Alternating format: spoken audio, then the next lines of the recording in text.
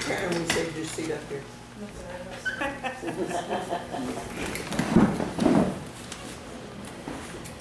Okay, I'll call the meeting to order.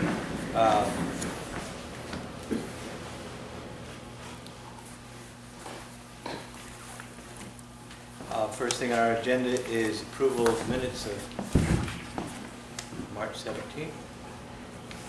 I'd make a motion to approve the minutes of March 17th. I'll second. Any discussion?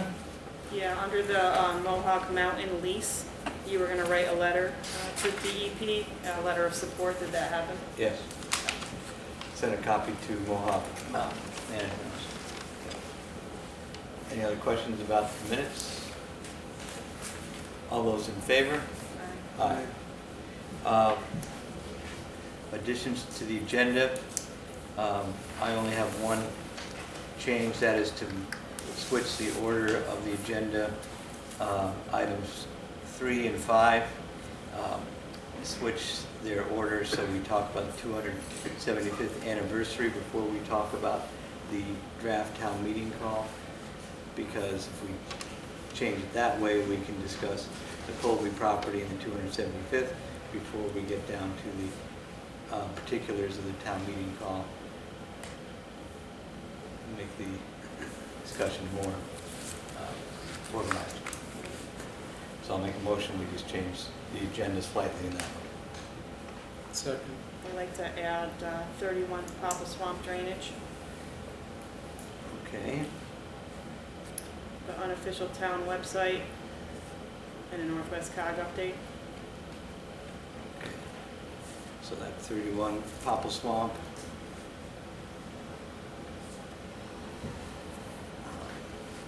Website and COG.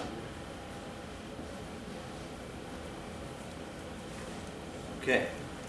Is there a second to those additions? Second. Okay. So all those in favor of the one change in order and 3 additions, say aye. Aye.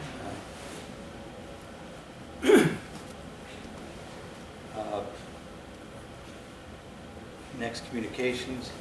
I would just like to communicate to, put in the record that the state DOT is not changing the West Cornwall covered bridge height. I've had a lot of concerned citizens call. I can imagine. I've had a lot of concerned people talking to me Yeah. about it also. And I congratulated the author of the article in the Oh my God, that was Chronicle great. on a thorough April Fool's joke.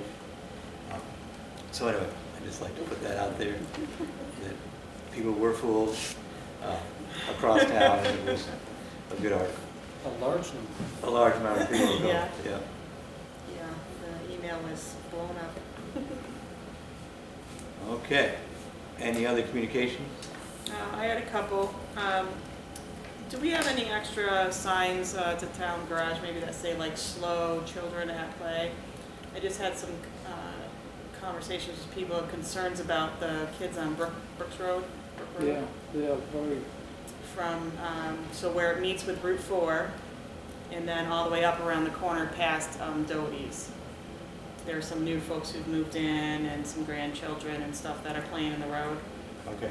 And- I think the thing in the past, what people have said, unless it's a real pedestrian zone, we generally don't put children at play signs in the road because the kids shouldn't be playing in the road. We have some slow signs which are more appropriate, but I can look at that. and see Yeah, what I mean, anything we that's can gonna post help it. people to So think, this oh geez, is- somebody might be in the road here. This is Brook Road down by Steve O'Neill's, all the Yeah. way down there, Yeah. and then going up Popple And Swamp up Road. around the corner. So as people are coming into Brook Road and then as they're coming down Papa Swamp, so Uh-huh. sort of in that sort of curved area. Okay. If we have some, I know the parents are, I saw the parents put up some of their own, you know, slow children signs, but if we have something that might help.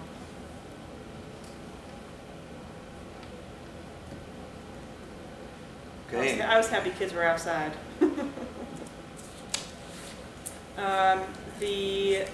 There are some really big potholes on Railroad Street, Mhm. you know, like in front of the 111 house and behind the Wish House. Okay. Yeah, Anything we can we'll look at those. help with those, Yeah. big puddles that are there.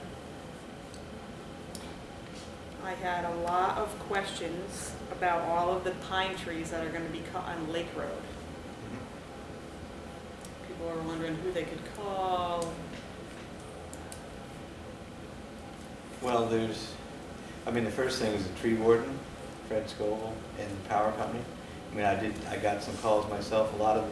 Quite a few of the trees there are damaged or are leaning into the road. The property owners, I believe, have to give CMP permission to cut those trees down. But if There they has to be don't, if they don't sign that form and actually give permission, does that mean they won't cut them?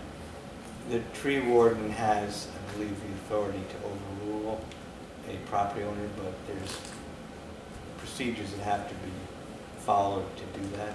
But I looked through those trees, and a lot of them are leaning either into the road, and half of them are defective.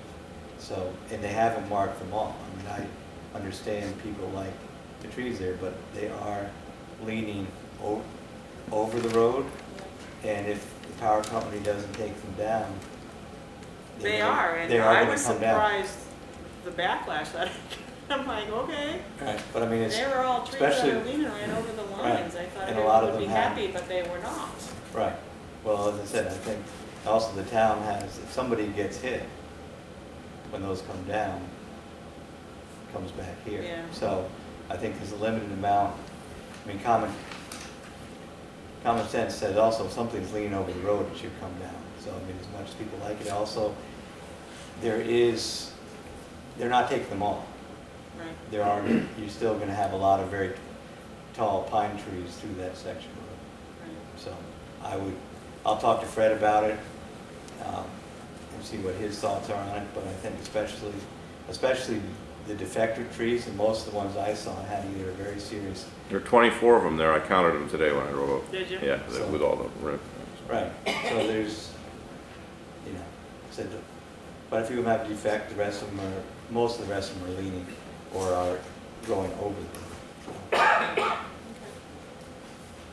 And then, I don't know if you're gonna talk about this later somewhere, but the folks that were looking for a Bradford Road mailing address change? I've been working on that, Anything but further on that with the post office? I've had conversations this afternoon. We haven't gotten to a resolution on it yet, but I am continuing to work on it. That's all I had. Okay. So, any public comments?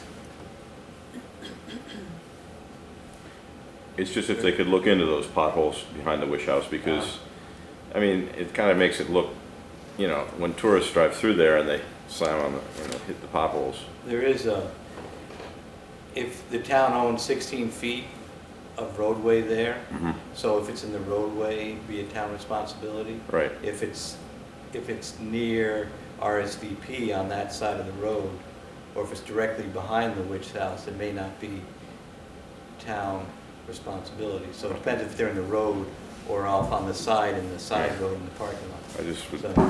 It would make the town look a little nicer if they were cleaned So up. anyway, we'll look at it, see what's there. Thank you. Yeah, especially with the farmer's market Yeah. coming Well, up and just- everybody and parks tourists, back you know. there. Yeah. Okay. First on our agenda is welcome Donna Campbell from Greenwoods Counseling. We've been trying to have her come here ever since she talked to the Northwest Council of Governments and explained her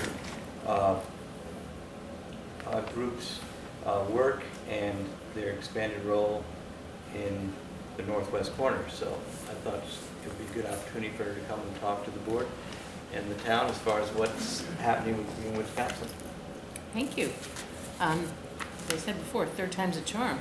Between my getting sick and the weather, It's it's a miracle. It's been a snowy time. It certainly has.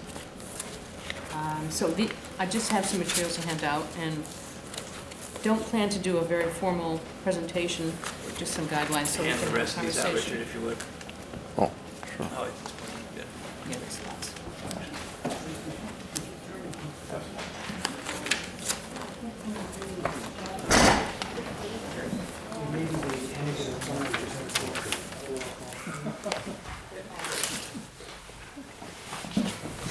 So for lots of us, this has been the winter of our discontent. And it sounds like certainly up here, the roads have suffered as well as some roads in other parts of the county, so good luck with all of that. I'm happy to be here to talk about Greenwoods. Lots of things are happening. And I did talk to Northwest County about some of them, and since then there's been some additional things. But for those of you who are not real familiar with us, we've been in Litchfield since 1992 and have provided access to mental health services since then. The model has really not changed. The unique part of the model was doing assessments and referring to private providers. And David Dobbins, who was at the church in Litchfield where we still are at St. Michael's, kind of came up with this unique gem of an idea that's really been kind of an unkillable idea because it's a good one. And it's been, in many ways, sort of the germination of a network and where we stand right now, expansion of some direct services as well as our referral system.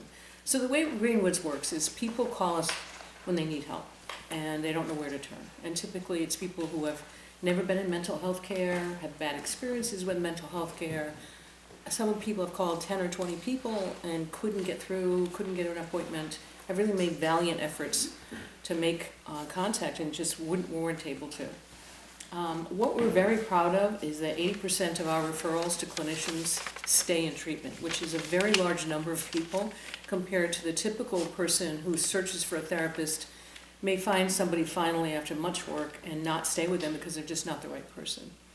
So I've come to call it the Match.com of mental health, and not in any way to minimize what we do, but because we do go to great efforts in our assessment to find exactly what it is the person in front of us really needs.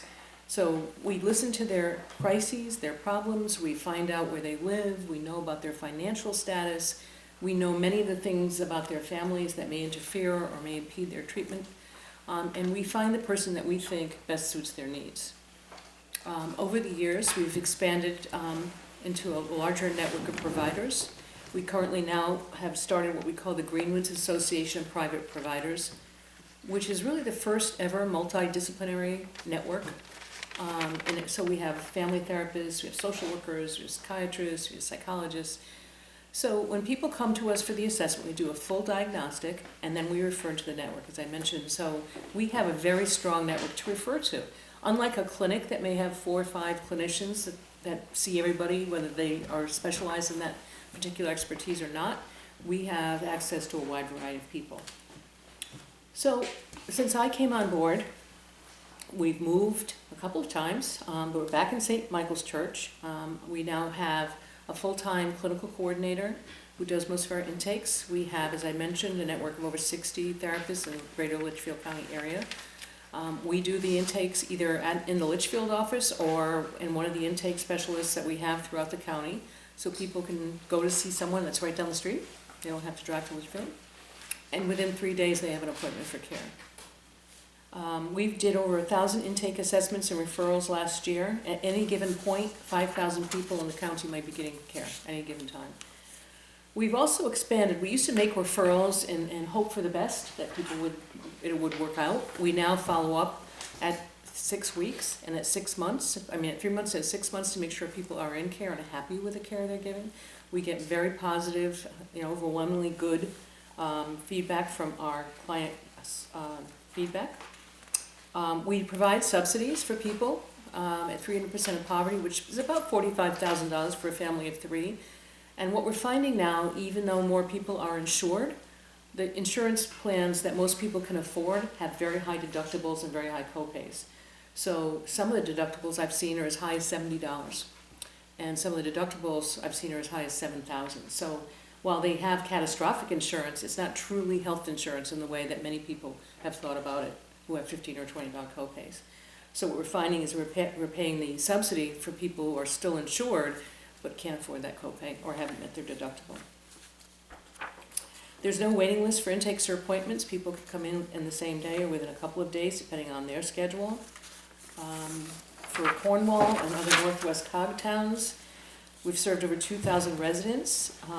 We've spent almost $80,000 last year in subsidies, or the value of the subsidies.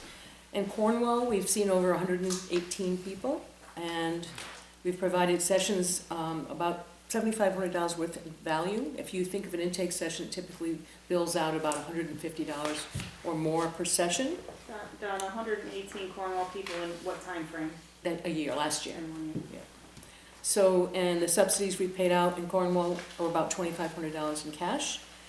We also do care coordination, and what that means is that when someone comes to us and they say, okay, I've got this crisis, I have a child, she has an eating disorder, we didn't know this, my husband's recently unemployed, we have this insurance with this very high copay, we can't get her into any kind of care, what can we do? We're also losing our house.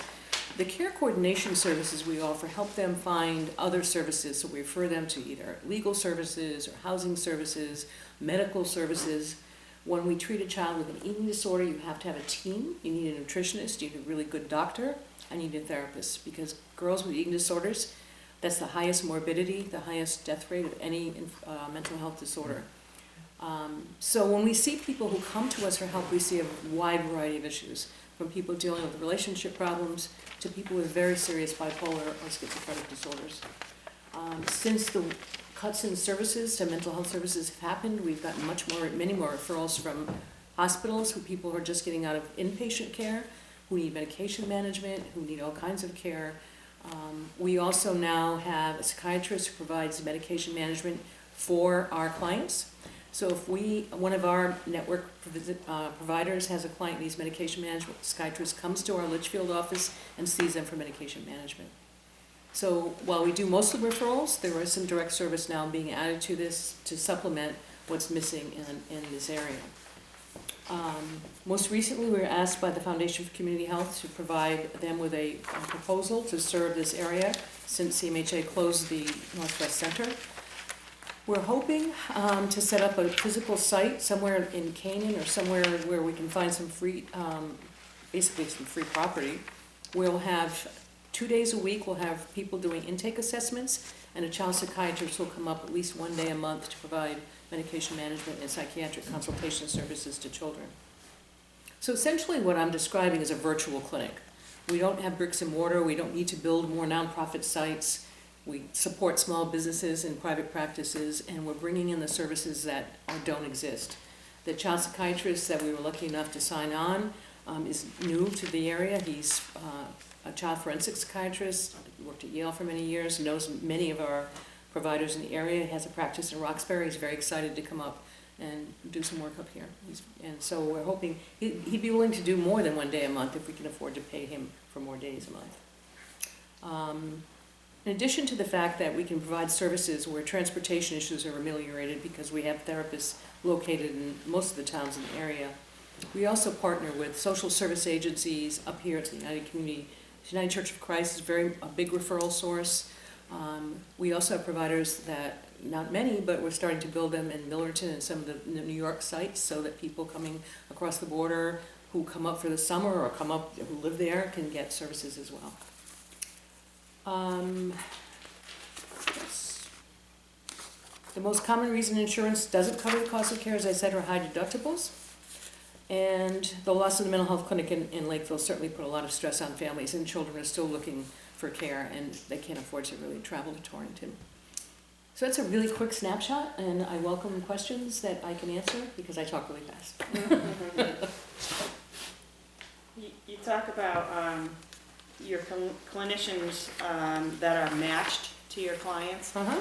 Where do you find those clinicians? Do they just contact you? Do you No, go we're active recruiters. out and We go out and recruit. anyone that says I want to be on your list can be on your No, list? you have or to be how? credentialed.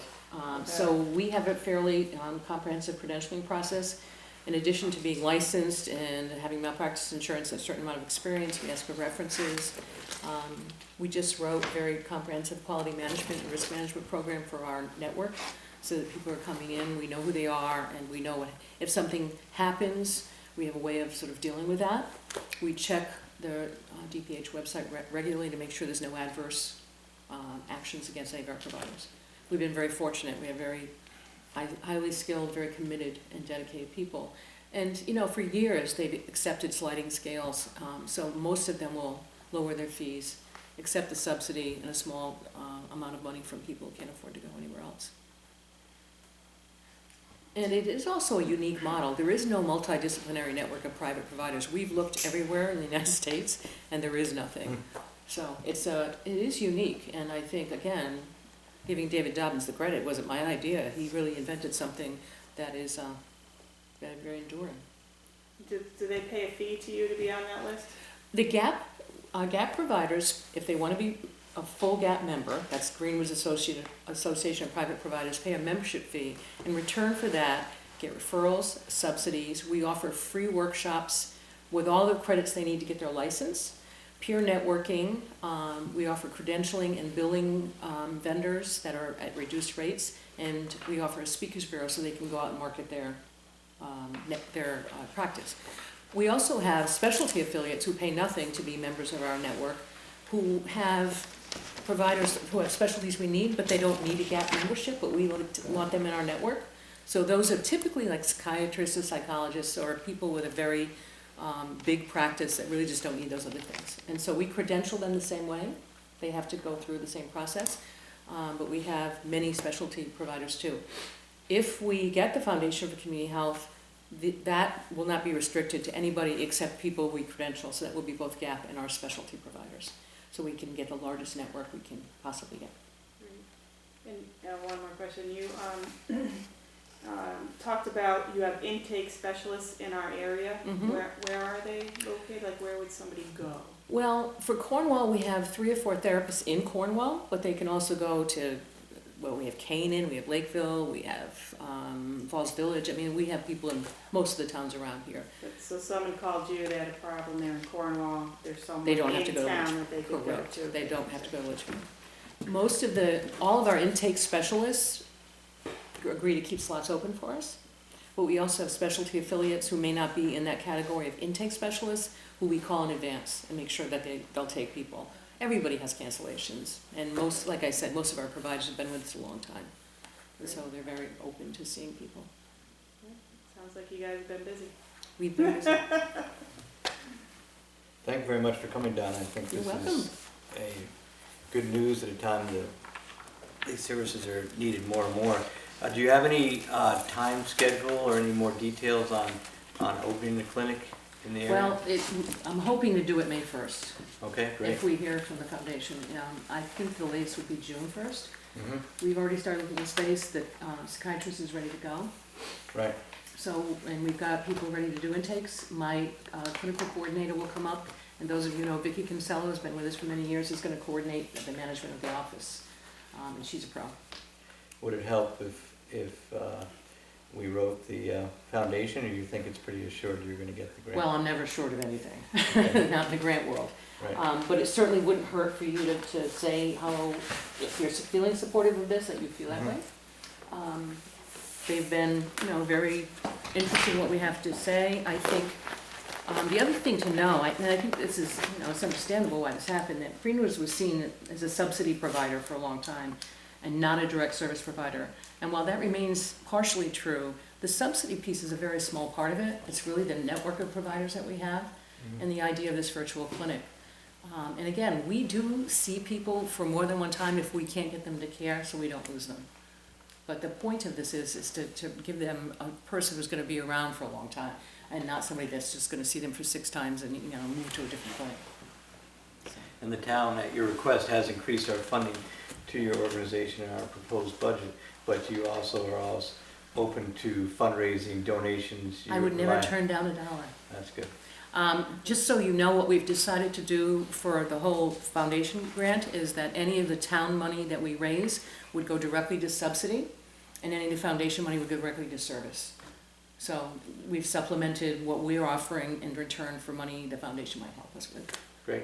Okay, so that's where your money is going, directly to help people get into care. Where is that FCH space?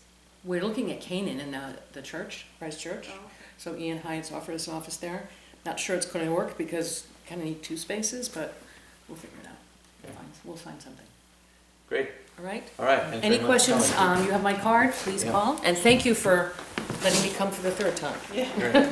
Great, I love the spirals here. Glad you could make very good. Hope you get done in time for the game. This will be on the Cornwall website. Great. Okay, next on our agenda is Park and Recreation Commission Director vacancy. We have a letter from Pat Elias, Chair, who's here, who reports that their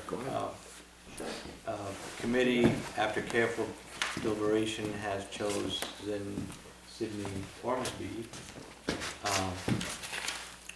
And we have, do you have the resume, letters and things? No. Just that what you gave us tonight. So we'll go right to the, While you're okay, looking. why don't you fill us in, Pat? All right, first of all of you may or may not know that Becky Hurlbert had resigned. And if we had to fill the position based on filling her shoes, we would still be looking. Over the 5 years that she's been director, she's been dedicated, professional, and a work ethic that I haven't seen in a long time. Park and Rec director is not just being in the office twice a week. It's weekends, it's nights, it's last-minute phone calls. And through close association with the Cornwall's Park and Rec Commission, we've added, under her direction, we have added many intergenerational programs. So we're covering the whole gamut of our citizenry here in Cornwall as far as Park and Rec goes. So we owe her a debt of gratitude for what she did for Cornwall Park and Rec. What made our decision very difficult is the other two candidates. We had 5 apply, 2 dropped out, and it left Libby Mitchell, Rocco Botto, and the young lady we recommended. I can't say enough about Libby and Rocco.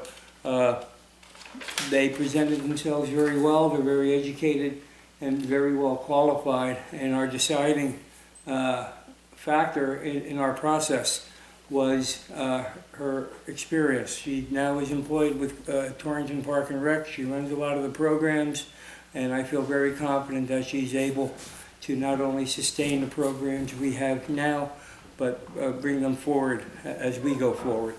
So we are very comfortable. And another thing is when we took a vote of all the candidates, she was a unanimous decision of the Executive Search Committee. She was #1 in all of our deliberations and selections. She's very well qualified. Her recommendations were exemplary, and I think she will serve the town of Cornwall very well if the selectmen do appoint her. I'd like to thank the Cornwall Commission, Park and Rec Commission, for the hard work that was put into making this selection. It did not come easy. We met a few times, and I'd also like to thank Gordon, because I came into this office at least 3 or 4 times asking for guidance on the procedure, so he did everything properly. And he gave me the answer, and if he didn't know the answer, he found out and got back to me, because we are the amateurs, being a volunteer commission, and he was very helpful in the procedure aspect of this and made our jobs a lot easier, so thank you. Well, we appreciate all you guys do, your meetings and everything else. So now, what's left is a vote. So Sydney doesn't live in Cornwall? No, she does not, and that was addressed with her. We felt very confident in the fact that she's right across the way in Torrington, and that she was given a job description and a list of events, and she knows when she has to be here, winter, summer, spring, or fall, and she found that not to be a detriment to her. What are her, one of the letters of recommendation mentions that she has a strong ties to Cornwall, strong connections to Cornwall. Yeah, I think in there's a letter from, I'm just wondering what the connections are. she knows people in Cornwall. Her mom used to work for a family or so in Cornwall. I know for a fact, being vice president of the Umpires Association for high school sports for softball, I know for a fact, and for Summer League over in Torrington, that she does most of the scheduling and the logistical aspects of running the league and setting up their trips and so forth. So she will be able to hit the ground running, so to speak, and we will not be, having to play catch up with her. So Pat, the committee also said this is a part-time job and she's working in Torrington. Is she gonna continue to work in Torrington? Or how is that, is she gonna balance 2 part-time jobs? No. How is she gonna fit everything No, together? I asked her, I called her and asked her if the job, explained the salary guidelines, Mhm. and I asked her if they were something that if the job was offered, she would accept. And at our meeting, at her interview, that question was asked, and she said she would gladly give up that part-time job to become the full-time director, even though it's a part-time job here in Cornwall. Okay. And she is going to school part-time too? We asked her that question, and her answer was it's an online courses, as most of the college courses are, so it would not interfere with her work schedule. She's also due to graduate in May 2016 with a bachelor's in sports management. We probably would not be able to offer a full-time job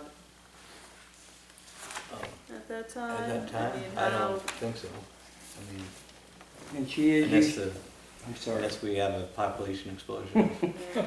and she is running the multi-generational programs over there, as integrate seniors into the recreation genre that we have done here in Cornwall.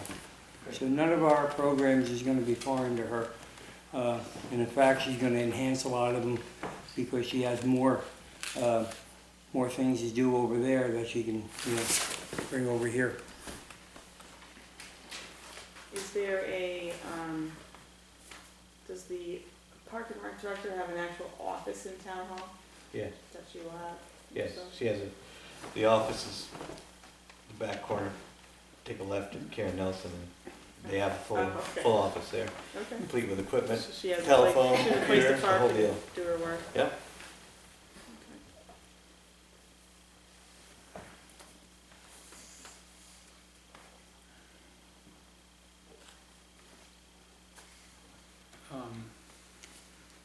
So we're being asked to make a decision tonight, is that based on their recommendation?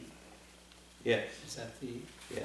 that's what we're looking at on? Right, I have talked to Becky, and she is willing to help out with the transition, but in view of her other responsibilities, she wouldn't mind making the transition start Sooner rather than. sooner rather than later. There's vacations and other obligations.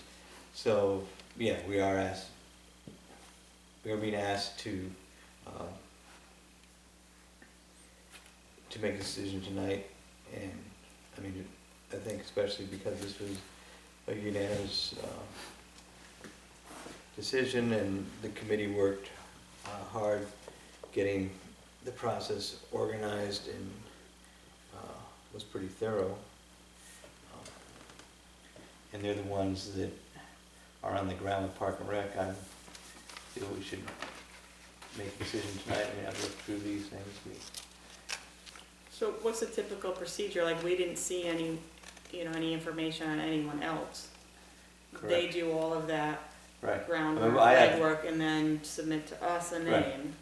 Right. We have no idea who the other names were. Yes, we do. Well, no, but we have no specific Right. I can- information. We know the names, but we don't know their. No, I have Yeah. their resumes here if you want to see them. But it's typical for them to interview and make a decision to interview. I mean, And make a recommendation to us. If they had a split decision, if there was something in the paperwork that seemed an obvious question, then we could certainly use our discretion to press them further in their explorations. We do have the resumes here, and as Pat said, all of the candidates are very well qualified. which is always nice when you have a real choice, but I don't feel we can really, I mean, we're not gonna re-interview people, that's their deal, because they have their set of priorities and perspectives. So I'm just to make sure I can understand in the end, we're the ones making, Sure. we're the ones making the decision. So the executive search committee started this process. Yep. And then it was brought to the, and they made a decision, was it then brought to the board, the Right. full Right. commission, full Park and Rec Which commission? pretty much the same group. Which is, okay, well, that's what I'm sort of asking. Right. Is besides a member or two who couldn't necessarily interview himself. Right.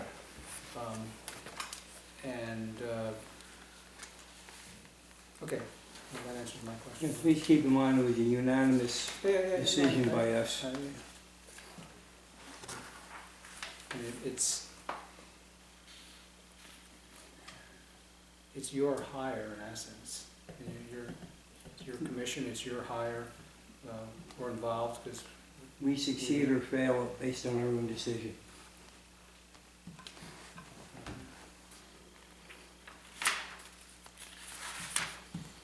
So she can start almost immediately. Yes. Her words, she said, out of respect for my present employer, I would like to give notice.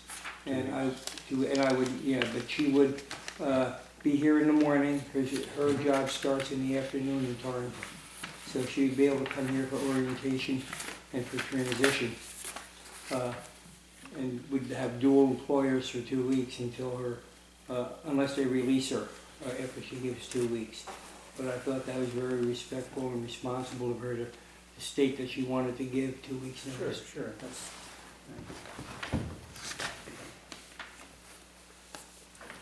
And does she have training background? I see she's getting a degree in sport management, so she could actually train coaches and that kind of thing That's too? correct. She's concussion certified, which we are now mandating all our Park and Rec coaches, and she's CPR and first aid certified also. And this position has a determined salary at this point? Yes. So it's what's in the budget. I believe. Okay, so And- that, It's approximately $20,000. Between 20 and 21,000, and she has, we told her part of the job, and our mandates is that she pass a background check. And she agreed. so we see what we're getting, and she knows what she's receiving in compensation. That is correct, sir.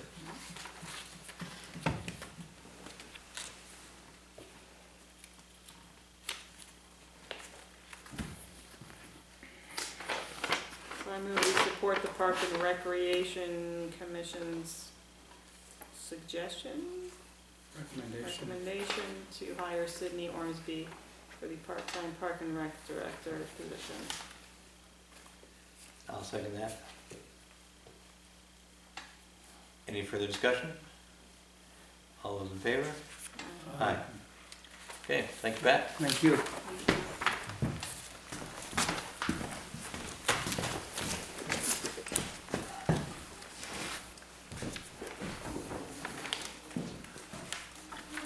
Okay, next we have the 275th anniversary celebration. Chair Pavel is here. Today at 11 o'clock she gave me a summary of the budget request, and I think that should have been sent out to you guys at noon today and to the Board of Finance. If we didn't make it, then here's a paper copy. My internet's down. Your internet's down? Okay. Glad we have paper backup. So, the committee met yesterday, went over the three main events that are scheduled for the 275th anniversary.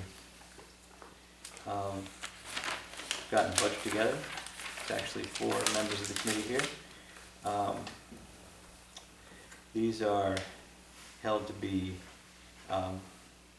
so perhaps in some cases high estimates, but I request that they get us a budget so we can have something to work with, as we have to get permission from the Board of Finance to spend some of the money.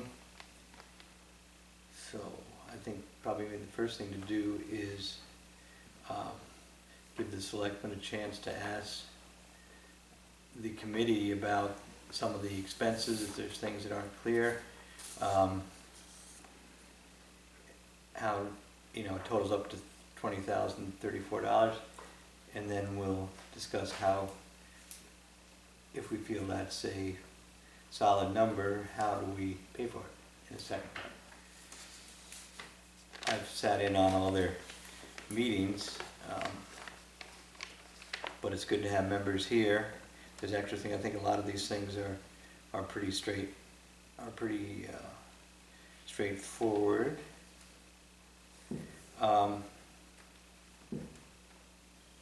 One thing that probably hasn't been explained, Richard hasn't been able to come to the meeting, is this small Cornwall flags. This is $1,200. There is a Cornwall Association is doing a contest to have a Cornwall flag. Sidebar, they're looking for judges. There's already 2 or 3 judges.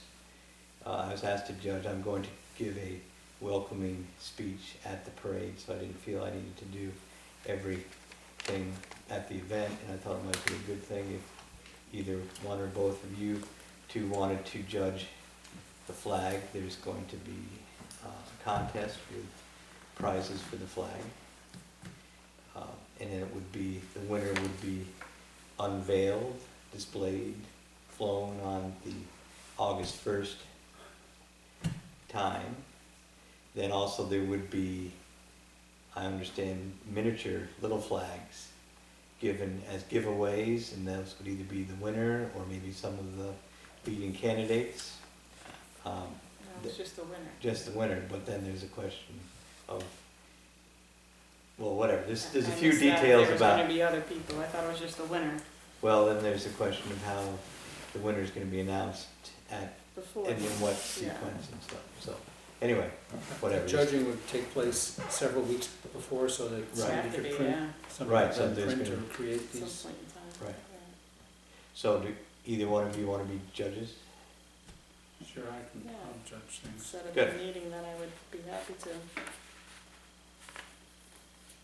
All right. Who else is judging? It's a panel of 5, it'll be a panel of 5 judges, Do you want 2 selectmen? as long as it's an odd number. Yes, I talked to, As long as what? It's an odd number. I'm sure they can make it an odd number, right? What? Okay, I and, don't see tent in here. we're gonna use the local tents, Would there be enough tents, enough tent coverage for, probably. Sounded like it. oh, yeah. Yeah, I was at a couple meetings where you listed out of Yeah, there's 3, 3 4, fairly good 5 sized tents. different people or places that would. Have tents. Be able to Okay, so provide it. you've already talked about it, Yeah. that came up and it was, that's what I'm asking.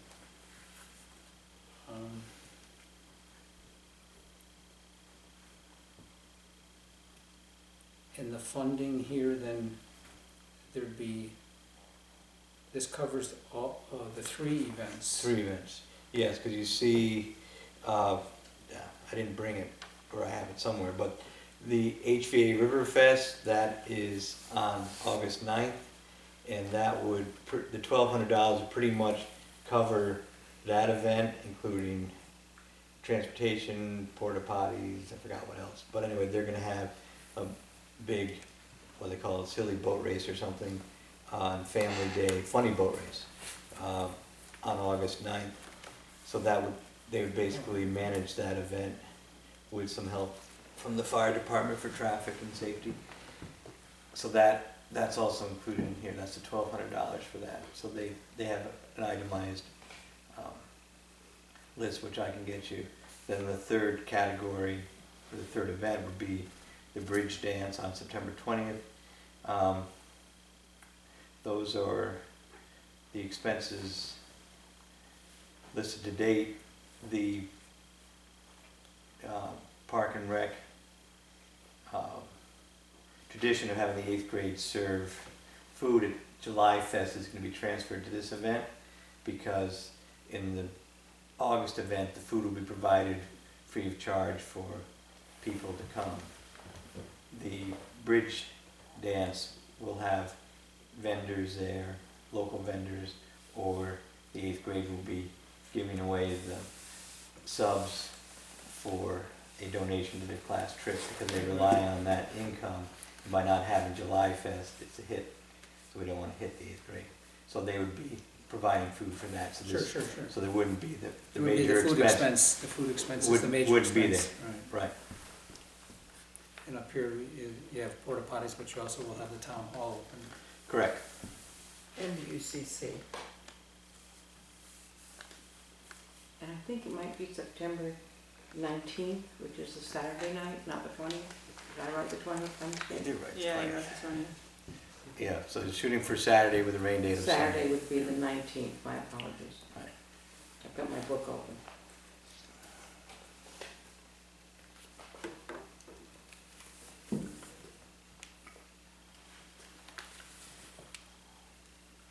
So these, well, these seem fairly reasonable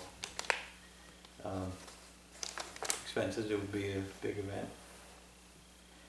Estimated 600-700 people. What's the time frame?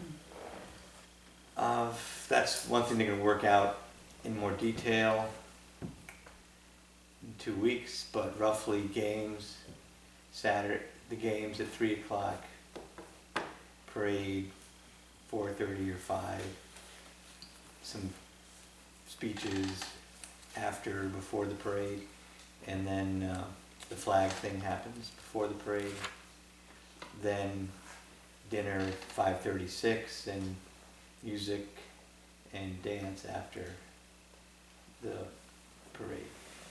So that sort of sounds 2, 3 o'clock to.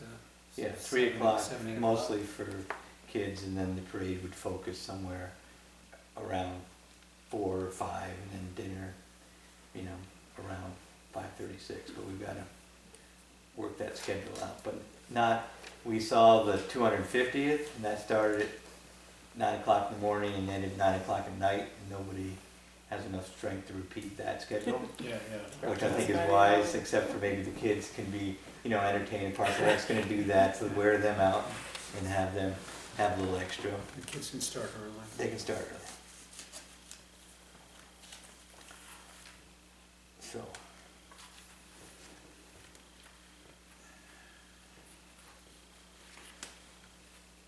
Any other questions, specific questions about these? I mean, in these, obviously, there's some, Well, yeah, my concern, do we have a contingency?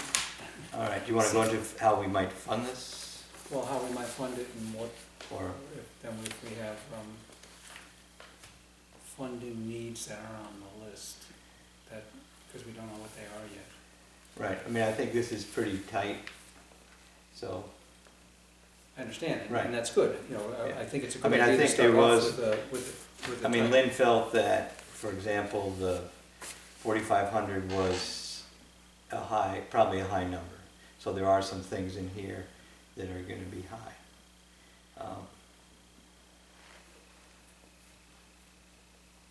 Is that your thought too, Priscilla, that these, there's Well, some, we tried to be thoughtful.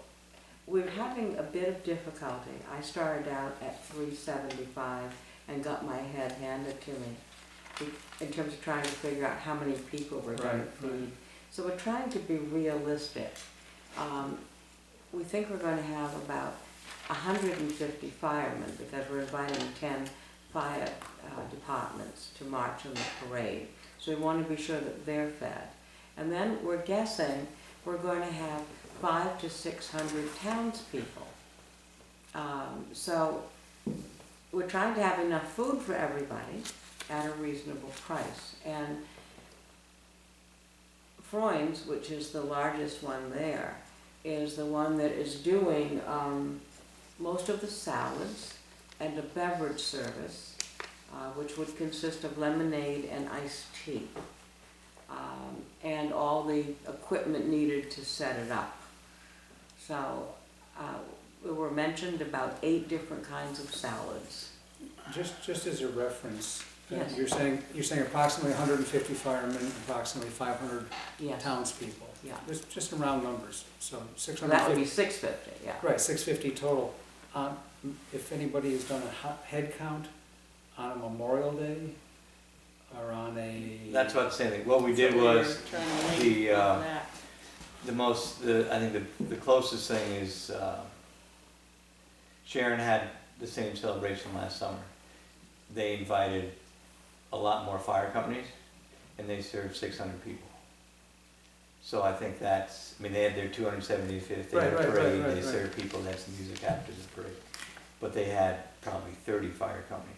Right, and people will come and go. And people will come and go. So I would say, I mean, we are a smaller town than Sharon, we probably will have good civic participation, but I'm pretty comfortable with that. And there's, No, I just was trying to There's- get an idea of visually what it looks like, Yeah. not so much how many people are gonna show Yeah. up. I I'm would just think it'd wondering, be like Memorial Day. Memorial Day, are there 500 people Yeah. there for Memorial Day? Yeah. I mean, I've never really thought about it. Right. There's, at So- least 500. And once you get the kids and the bands and the, 10 rows deep on the side of the road. Yeah, Yeah. so, And I also asked Mickey Nunn over at the church how many people they think they serve at the rummage sale, you know, they sell food, and she said over 300. So, you know, it's a guessing game. yeah, no, of course, it's trying to determine how many people are gonna show up. Okay, no, it's, yeah, Dan Evans is donating his time and effort. The bill from him is just to cover the cost of the meats, the 2 pigs and the ribs and stuff. Wow, that's great. What was also good too is they said that, I mean, you have to buy food in anticipation of that many people, but even Lynn said they're gonna try to be frugal, and whatever money they don't spend, they'll just kick back into the coffers. They're not out to spend it just because it's there. right. They're gonna be responsible with it. yeah, well, that's good. This is the basic framework. Right, no, I'm only, Yeah. if there's something that comes up, because frequently in projects, Right, well, that's what it was, we had that little contingency. whatever the projects are, doesn't matter what we're talking about, something comes up, you think you thought of everything, and then something's a little different, and you make good estimates, you make good.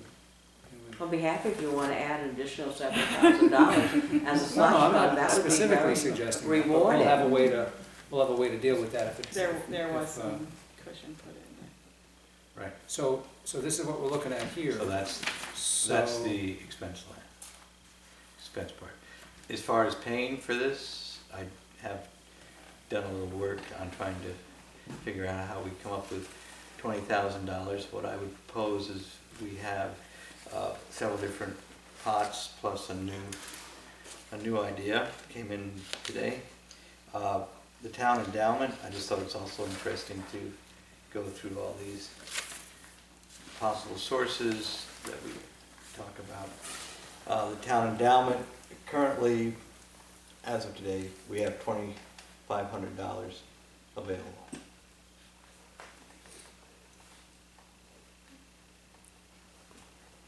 So there's a little pot right there.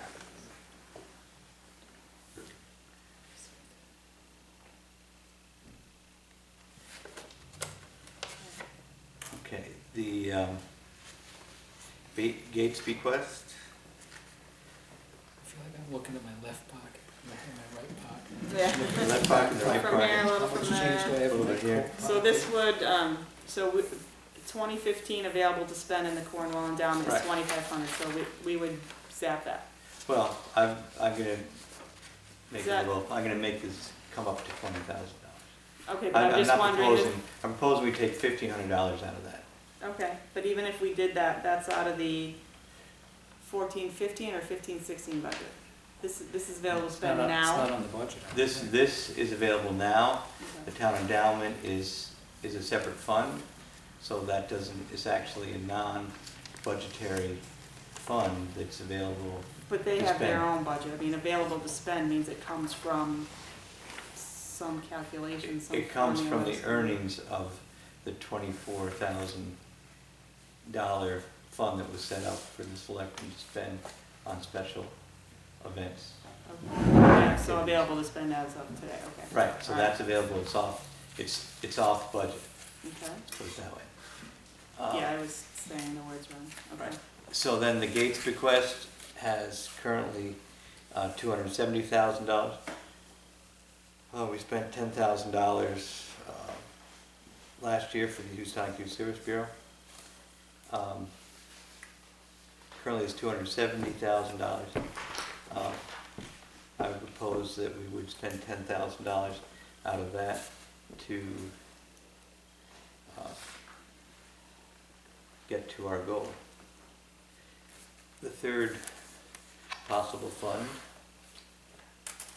is the Cornwall Building Inspection Fund, which are funds that are generated by building fees and have accrued carefully to a level now that is $18,186. You can see the bottom half of the page is an explanation by the accountant of how these funds can be spent. And again, it's generally for public general purposes. Further down on our agenda, we're going to get a request for funds also from the building inspector to replace his damaged equipment. And there's also going to be a request from the Child Center for $800 for doors. So he's going to request about $3,000 and they're going to request $8,000. So that's why Barbara put in here reserved for building inspector, Child Center, and we also spent some money to do a public toilet. That's the porta potty that's at Ian Ingersoll's. We could actually reduce the budget for the bridge dance because there already is a porta potty there. But anyway, available to spend, you take those two numbers out, available to spend is $11,000, $11,485. My goal is to not bring any of these funds down to zero. But as this building inspection fund has more money coming into it based on the town's 10% take of building fees, it does generate money every month. So it seemed to be a reasonable place to take money. So if we took $8,500 from that, we would then get up to a $20,000 figure. Actually, 7,500. Well, I was planning to take only $1,500 for the endowment, so we weren't cleaning that out. 15, that's right, you did say Right. 1,500. So if we That's right, take 15 from the endowment, Yep. 85 from the building, and 10 from Gates, we're there. And just when I thought I had everything figured out, I got an interesting call at noontime today with somebody that wanted to give the town money for the celebration anonymously. So we got somebody today called up and wanted to make $1,000 anonymous donation to this fund to have these celebrations. Well, we can accept that. Very generous, very good day, very nice phone call, glad I was here. So what I see happening here is that we would do this, and he thought there would be other people that would be willing to donate to the cause. What I see happening here is similar to doing the Christmas tree in Cornwall Bridge. If the town would make a commitment to backstop the program, to fund it. If we get donations, they can offset the amount of money the town has to spend. And we actually have to draw on these Haven't funds. gone the fund. I would still say we go ahead to the town meeting and allocate the $10,000 up to spending that, so we get authorization to the Gates Fund. Board of Selectmen tonight can vote to do the endowment in the building fund, so we can reassure the committee that there will be funds to do it. As we get donations, we can then draw down the amount the town would then have to spend by the amount we get for donations. Is that proposal clear? Sure. It sounds. It's a little, I mean, I tried to make it, we could have done a few other It's things, but complicated, but it's clear. The only thing that we need to bring to the town meeting is the Gates request, is that correct? Right, and also to the Board of Finance. Would all three have to go to the Board of No, Finance? we just do the gates. I can check with Barbara. I mean, we will tell them this is. Yes, yeah. I mean, we're gonna make the same presentation tomorrow night. Right, This right. is how we're gonna do the 275th, because it ties into their approval of the gates. Correct. I think this makes good sense. We're guaranteeing that we can fund the $20,000. If more than $1,000 in donations come in, then we'll use less out of this funding. I think it's nice to have some places to draw some money from. So I'd make a motion that we grant the request of the hardworking 275th Committee for $20,000, $20,034 out of the $10,000 from the Gates, $1,500 from the endowment, and $85.34 from the building official fund. I'll second that. 8,500, right, not 34.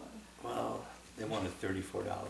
$8,534. Well, actually, well, Okay, 8,534. well, let's We're just, giving $20,000. let's give them $20,000 to make life easier. All right, scratch the $34. We'll find that somewhere. You can reduce the budget $34. Right. Yeah, we'll do that, with the understanding that we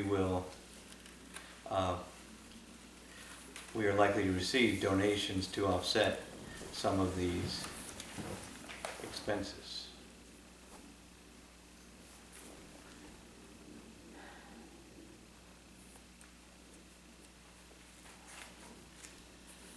Okay, any more discussion on Any this? second? Is there a second? Second. A second. Any more discussion on all this?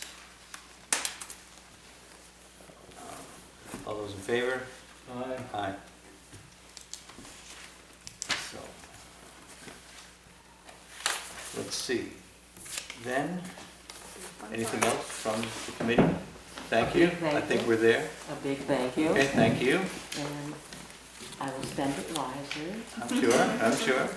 and I hope you are all there to enjoy it. We'll be good. Looking forward to it.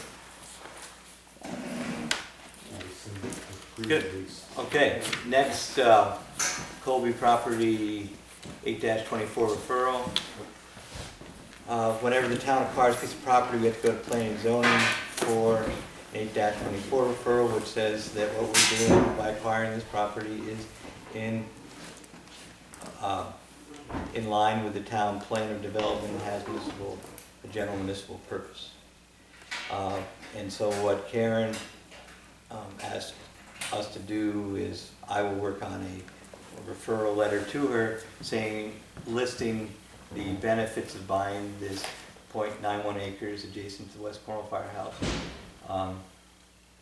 And so I'll make a motion that the Board of Selectmen does an 824 referral to the Planning and Zoning Commission to buy .91 acres adjacent to the West Cornwall Firehouse for the following municipal purposes, including parking, fire department training, possible future expansion of the firehouse, and possible recreation activities.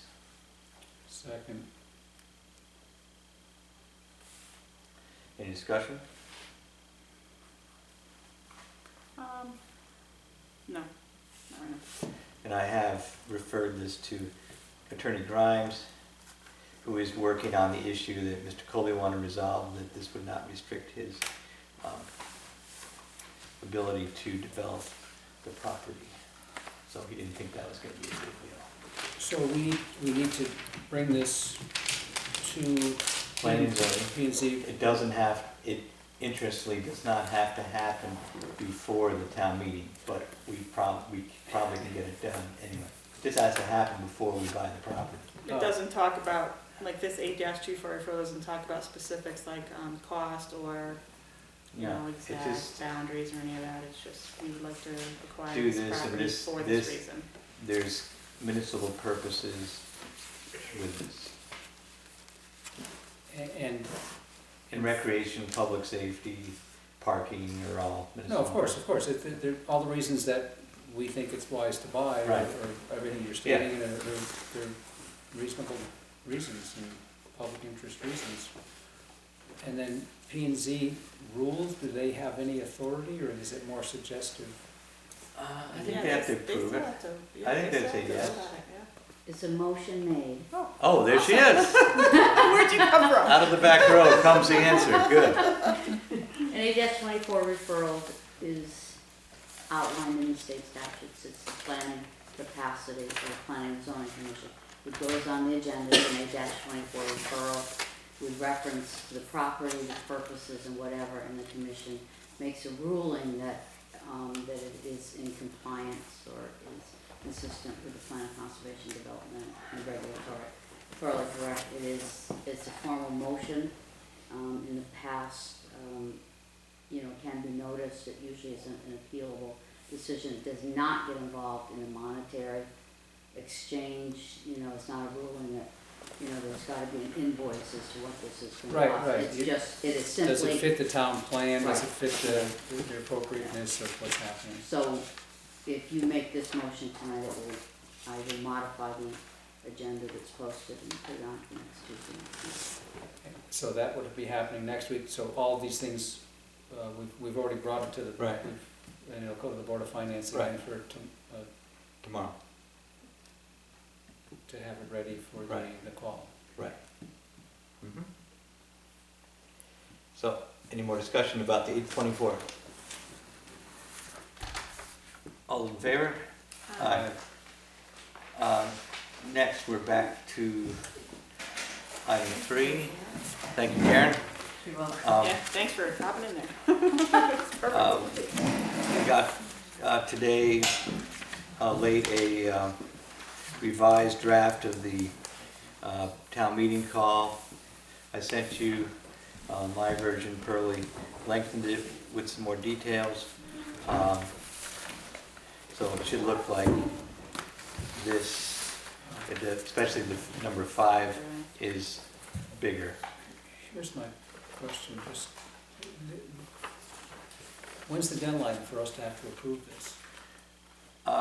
It's, what is it, Joyce? It has to be, That's been published 5 days before. right. So we're still, we're not, we don't have to approve it. No, so my thought is, Yeah, okay. we're gonna hash it out, we're gonna say, we're gonna take all these 5 things to the town meeting, or not. We're going to be able then to put it in the Chronicle. There's gonna be a town meeting in May. We'll be able to go to the Board of Finance, the Planning and Zoning Commission for approval on these items. But we won't have to sign anything until our next meeting, which I think is what, 20-something. For the second meeting in April, anyway. Yeah, second meeting in April will be time enough for us to get the official one done. We didn't do the first meeting in May. but- Yeah, but we want to get it done. We're already first meeting in April. Right. Yeah, so that's why I'm Yeah, asking, so so we- this so is the we- preliminary, this is and just- that's great. I just saw this tonight too, as far as what Pearlie's Yeah.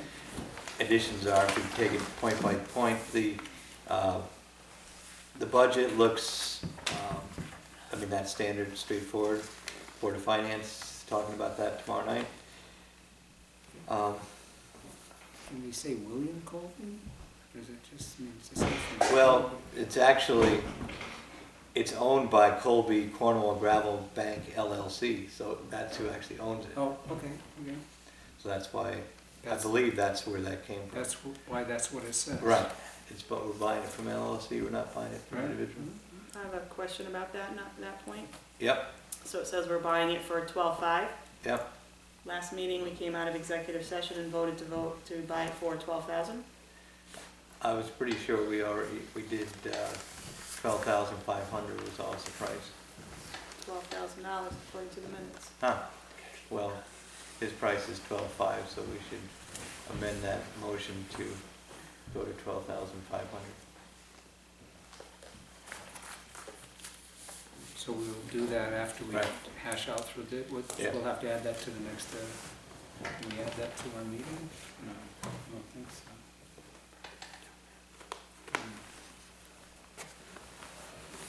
Well, I think if we vote to take this to a town meeting for 12,500, that's the new figure.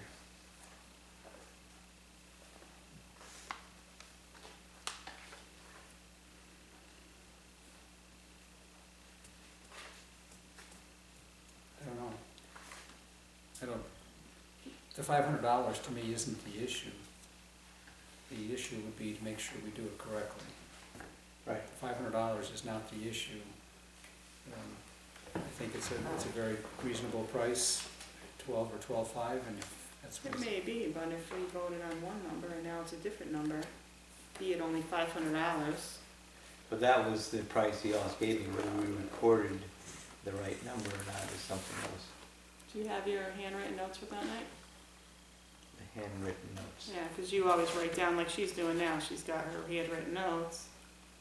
Do you have your notes from that night that we can refer back to see that I number? would doubt it, but But ultimately, is the issue, is your concern that we're changing what we're doing, or that we're going to get it correct? Well, if we're gonna change what we're doing, we need to do that. If we voted $12,000, but now it's gonna be 12.5, then we need to vote 12.5. But we need to make sure we do it correctly. where's the Correct. 12,000 referenced? It's in the minutes from the March 17th. We went into executive session, it talked about real estate near West Cornwall Firehouse, we came out. And you made a motion to recommend the Board of Finance and to take to town meeting the town buying .91 acres from Bill Colby for $12,000, the land adjacent to the West Cornwall Firehouse. And I seconded that. So it's also possible that what Gordon wrote down was 12.5, and Joyce Right, that's why I'm interpreted, wondering and where Joyce the interpreted, original, where's the original transcription? and Joyce interpreted it as being 12,000. So regardless of how it got there, I still would say whether that it's more an issue that we do it correctly. Right. So. Right, I think you're when the- we, You're the, I mean, it was all clear in my mind, the number was 12,500. So I think when we vote to take this to the town meeting,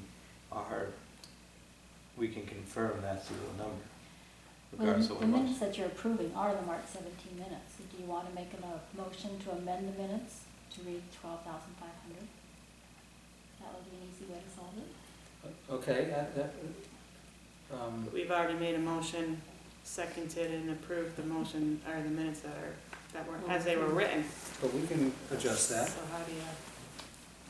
how do you and can you change that? Well, the meeting's not over, so I think you can make another motion to amend it if you want to. I would agree with that. If the meeting's not over, I mean, you could vote to rescind some vote that you made tonight if we. We'll just do an additional motion to amend the minutes to correct the number. Or make another whole motion to revote it. Right. Okay. So we haven't started any motion on this Right, yet, is that and correct? we can make that part of the motion to bring this to a town meeting, clarifying the early approved minutes should be changed to be 12,500, to make everything consistent. I think that somehow we do, that's right, I think you're right, we do have to make sure that the previous minutes are somehow, reflect the correct figure. Okay, I'm wondering if we should do that separately, as a separate.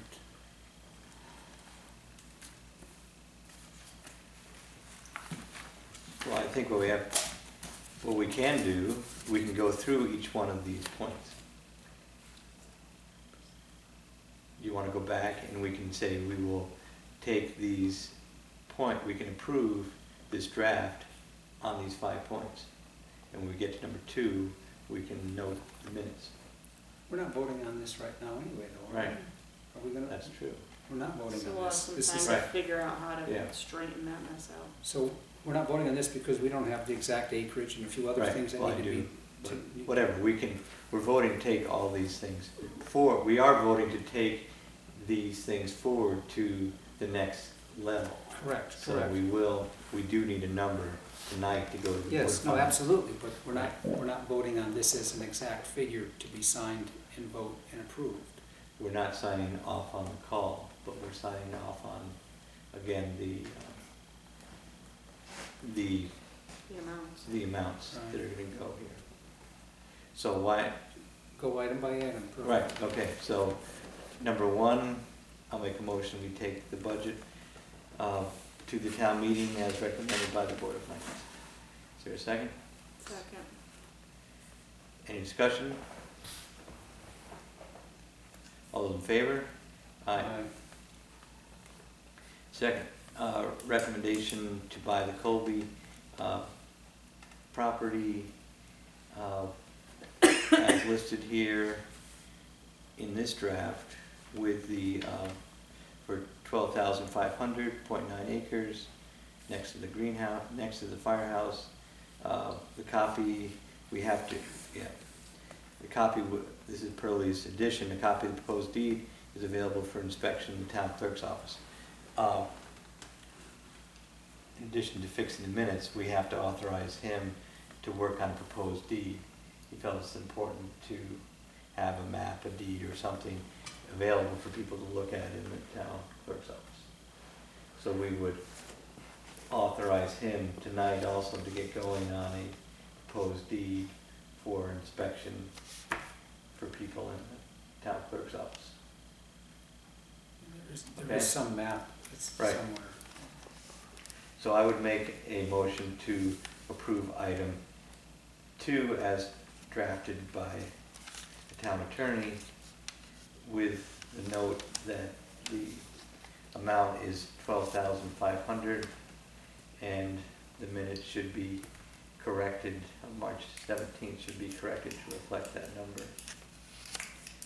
And that the town attorney should proceed in developing the proposed deed as called for in this item. Second. So under discussion, according to Robert's rules, if someone in the group changes their mind on a motion voted on at the current meeting, whether it passed or failed, that member can move to reconsider the motion. And the effect of this motion is to erase the original vote and put the assembly back in the exact same place right before the vote occurred. And the key to this is that it's made at the same meeting as the original motion. And it can only be made by a member who voted on the prevailing side, which we all did anyway. And the principle is that someone in the group has to have changed their mind before the entire group has to consider again. So, So are you making a motion to rescind our approval of the minutes? Or you want someone, right, one of us has to, it sounds like. I mean, it says, warning, this motion is extremely complicated, but if we at least do it at this meeting by All right, so someone who let's- voted for So we it. have a motion on the floor Right. right now, which Yeah. we would have to table. I think it doesn't really matter. So why don't we approve this motion to get this one, and then we can follow with a rescission, and then we'll clean up the And minutes. then clean it up from Okay? Okay. there. Sure. So, any more discussion on number 2? All those in favor? Aye. Then, a motion to rescind approval of the minutes. Of March 17th. Okay, I'll second that. Which is what Heidi you're doing, right? Yeah. Any discussion on rescinding the minute approval? All in favor? Aye. Okay, then I'll make a motion to approve the minutes with the change of increasing the, Correct. Yeah, correcting the amount. the amount of purchase price of the Colby property to $12,500. Second. All in favor? Aye. Next, number 3, $10,000 from the Gates bequest for the 275th. So, Is that a motion? I'll make a motion that we do that. I'll second that. And what's the motion again? To approve item number 3, which is recommendation to $100,000 for the Gates bequest for the 275th. $10,000. Sorry, $10,000, 275th. Sure, they'd love 100.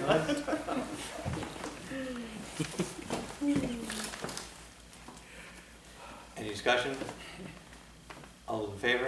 Who seconded? For Richard. And, you know, we haven't even gotten to the complicated stuff. I know, stop. Okay, 4th Does is, everybody vote for that, right? Yeah. right, 4th is the West Cornwall generator, $37,000, 75% reimbursement.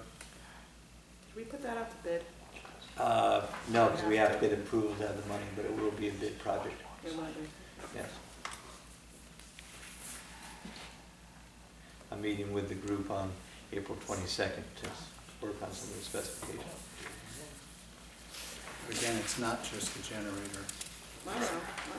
It's still a lot of money for It may be, something I don't have the specs on and know exactly what it is. okay, so I'll make a motion for number 4. Second. Any discussion? All in favor? Aye. Aye. Number 5,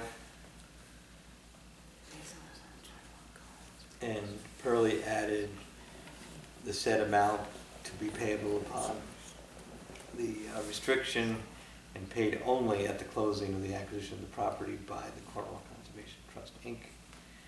Copy of the survey showing the acreage is available for inspection at town clerk.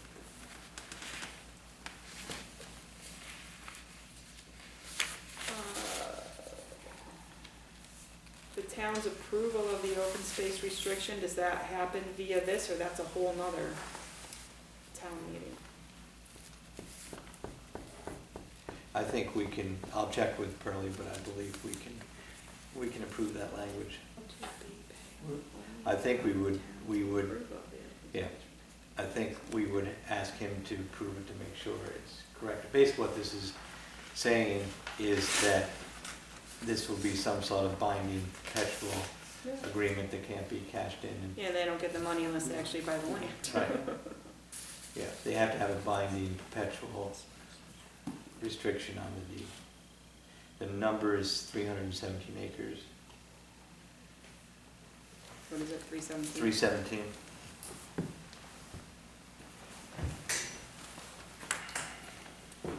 The open space restriction would be part of the whole thing, I would imagine. Right.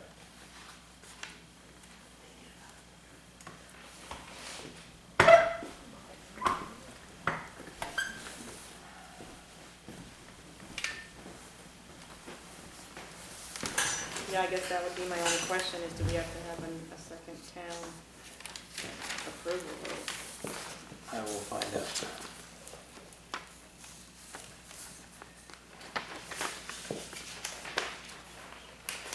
So we approve the concept. Yeah. So I'll make a motion, we approve the concept pending clarification on those points. Second. Any discussion? All those in favor? Aye. Okay. So we'll go forward on those 5 items. Next is the QDS contract. That's the new, more expensive software for the assessor and the tax collector. We have a newly printed contract, and it reflects the numbers that we put in the budget. $16,000 split between the two departments, with an ongoing annual cost of less.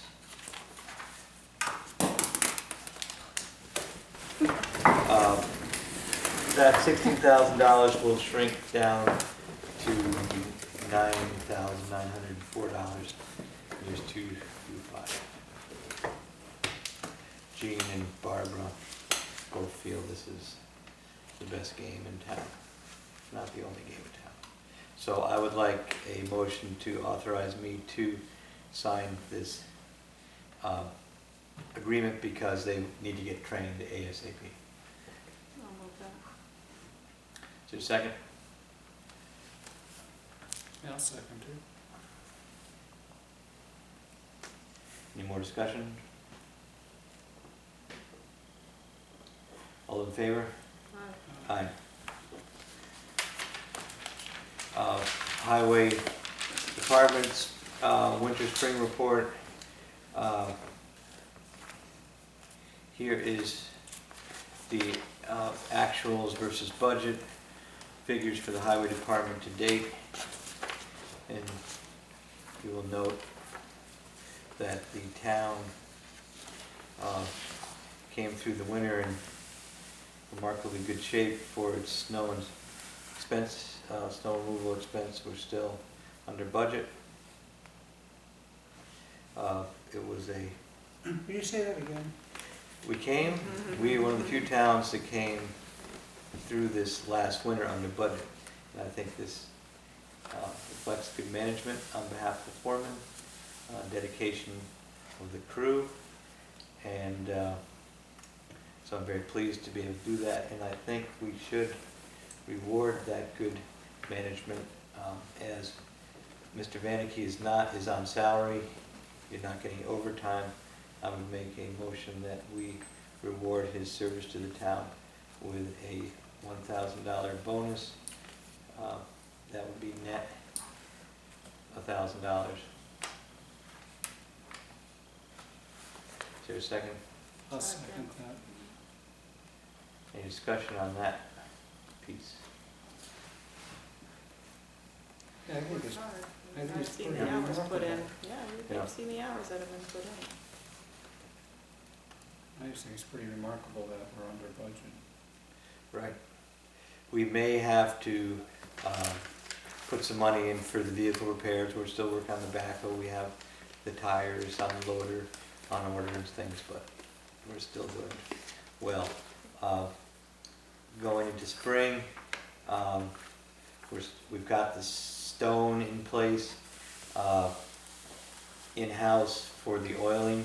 We may probably start sweeping next week, and probably oil the last week in April. Slight conflict with the art at the dump. Jim met with Jeff Jacobson, and we've offered the steel building in the back to do the art display. Jeff was glad to have that alternative. So they're going to move that to there if we don't get the stone out of the building, which, based on the current weather, we may not get the oiling done to the very last part of April, but we're on track. Got the oil, got the stone here. Just to back up, did you guys vote on that motion? Did I hear you? Oh, for Jim? For Jim? I guess we did. Yeah, we're still talking. Oh, all right, so let's, Let's finish. any more discussion on Jim's bonus? All in favor? Aye. Thank you, Joyce. Yes. Is, the sweeping, which is the key component, Right. we've rented the sander, is this a regional sander? Did we contract? The last thing as of this morning, Jim said that the Seymour Ceiling would sweep the roads. We may have to truck some of the sand, but they're gonna hire the sweeper at this point. So it'll be 9 miles swept by them. by then. If that doesn't work out, if they can't get one, we may have to sweep those roads, which we would have to do anyway. So we're looking, we have a sweeper lined up to do some work in April, so we'll see how that all. Sure. We have the council of governments sweeper. Another sidebar, the council of governments just got awarded another grant from the state for another sweeper, which will be housed in Warren, so we'll be able to use that also, maybe end of the year.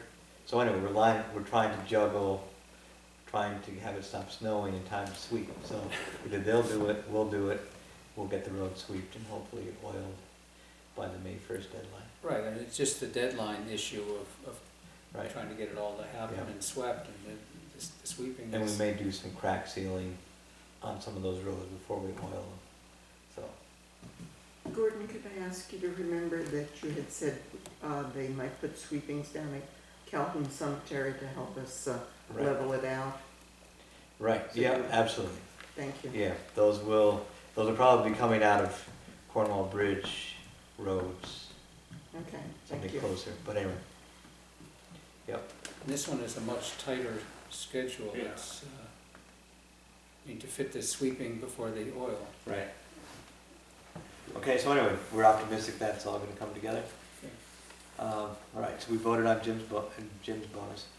On to bridges. I met with Roger Kane. Updating on the bridges. We met with the man does the precast bridges. He looked at Flat Rocks, Gravel Bank Bridge. Said what we probably should do as a next step is do some geotechnical work, because the precast companies can do a lot of, they have in-house engineering that can actually say, here's a 20-foot bridge, we can do all the engineering, we can even do the DEP, whatever, because these are precast in-stock units. We can deliver them and address all the environmental issues. But what he says, in order to get to that point for the in-house engineer, they have to do geotechnical survey of the bridge site, so you know what you're getting into. Are you getting bedrock, gravel, what are the footings can be put on? So you probably have to go in there and do some boring. So he has some people that can do it responsibly. Night, folks. Good night. Enjoy the game. Gonna catch the game. Yep. Yeah, you better text me some updates. So then, so anyway, what I'm gonna do is have Roger prepare a RFP, try to get some bids on getting this together, because if we can furnish them with a general soil profile, then they can. Would they do the drilling, or they're asking us to do it? They're asking us to Pay for it contract a anyway. third party Okay. to do a geotechnical report on the soil conditions around these two bridge sites. And who do we use in West Cornwall? That was one of the. Well, yeah, there was an engineer, but that was sort of like, after you get it done right away, boom, and they had somebody else. These guys said can do it probably more affordably than a rush job. So anyway, Roger has some leads Sure, based on this. So anyway, I just want to give you an update that seems to be the next, that and posting the weight limits seem to be the next moves on our bridge program. Would you want to do borings on how many bridges? Probably just those two, Flat rocks? Flat The gravel. and the gravel bank, because those seems to be the first two that would happen. And then he did look at the Smith Place Bridge, and they said that actually a standard precast company, because there we don't need to actually do the abutments, it's just the deck, and probably a precast concrete company, I think you might have mentioned OG or somebody locally, can just say we need some slabs that are 5 feet by 20 feet, bring us some concrete slabs. So anyway, we don't have to do the understructure. Right. So anyway, those seem to be the top three candidates for replacement. So those are bridges. Now, the other thing is the engineer recommended that we plate the gravel bank bridge to meet the current load limits. So Jim has gotten a quote of $6,600 will give us 4 pieces, 5x10, 1 inch thick plates to put on the gravel bank bridge, and that will resolve the weight loading issues until we can get that bridge, you know, at least for a couple of years probably. I mean, it'll need to be re-inspected, but that's, meets the engineer's concern about using that immediately.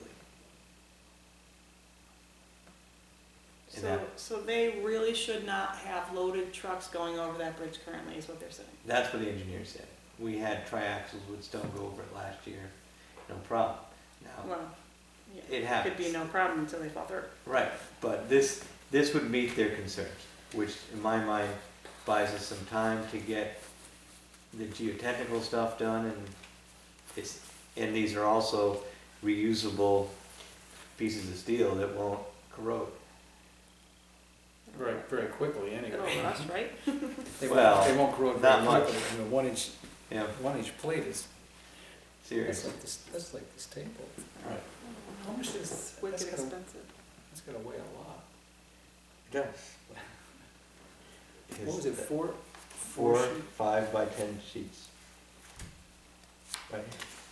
No, I know. So I'd make a motion that we can, that we do this, because also we have a pile of stone on the other side of the bridge that we can use for oiling and save. Do some these money. get secured to the bridge in some way, or are they? I think So, this- in the motion, just we will do this, do what? the motion is to accept purchase the quote from Logan Steel to purchase 4 pieces of 5 foot by 10 foot 1 inch. by 1 inch steel plates to install per engineer's specification on the gravel bank bridge. Where's that money coming from? That would come from our bridge account, where we have $70,000 in there. These will be delivered to us, but they probably won't be placed on, will they place them on the bridge? No, but there was an answer on how that, I see that the- probably can, because that lifting holes, and we probably can place them with our loader. Is there a second? Well, that's a, you know, that would be a good question. How do we, can we place these? Okay? Yeah, well, he added it in there, so it almost looks like Jim said, we need holes so we can place them. Right. Well, yeah, sure, and they'll run a, you know, you'll come along, but you, Yeah, I don't know. Yeah, and make sure we have equipment in place. right. Do we need a, Yeah. you know, a bucket, a crane or something to? Uh-huh. I'll talk about that. Obviously, they gotta get them off too, so. Right. Anyway, we'll see. You gotta get them off. They gotta unload them in addition to place them. So Yeah. we'll see if they come with a crane or what. Okay, so any more discussion on getting 1 inch steel plates for the gravel bank bridge? Because regardless of whether we need, whether they're going to place them or not, this is what it costs to buy them. Right, And we may have to subsequently contract somebody to place them. right. But We can I'm pretty attempt- sure the answer that we don't need a crane. That was one of the concerns. Originally, they were gonna do 20-foot strips this way, which would have been much heavier, 2 big strips as opposed to 4 smaller strips. Are they gonna go this way? They're gonna go The other way. this way. They're gonna go down each runway? I mean, Now down they're each, gonna go across Yeah. that's what I'm saying, so they're gonna go Right. across the bridge, if this is the bridge, they're gonna, 5 feet, like this. 5 feet, Right, 5 feet. yeah, so all the weight gets distributed across. Each one of there's like 6 girders there, so that they will each have the weight distributed across. Right, It's basically putting a steel deck on the bridge, instead of a wooden deck.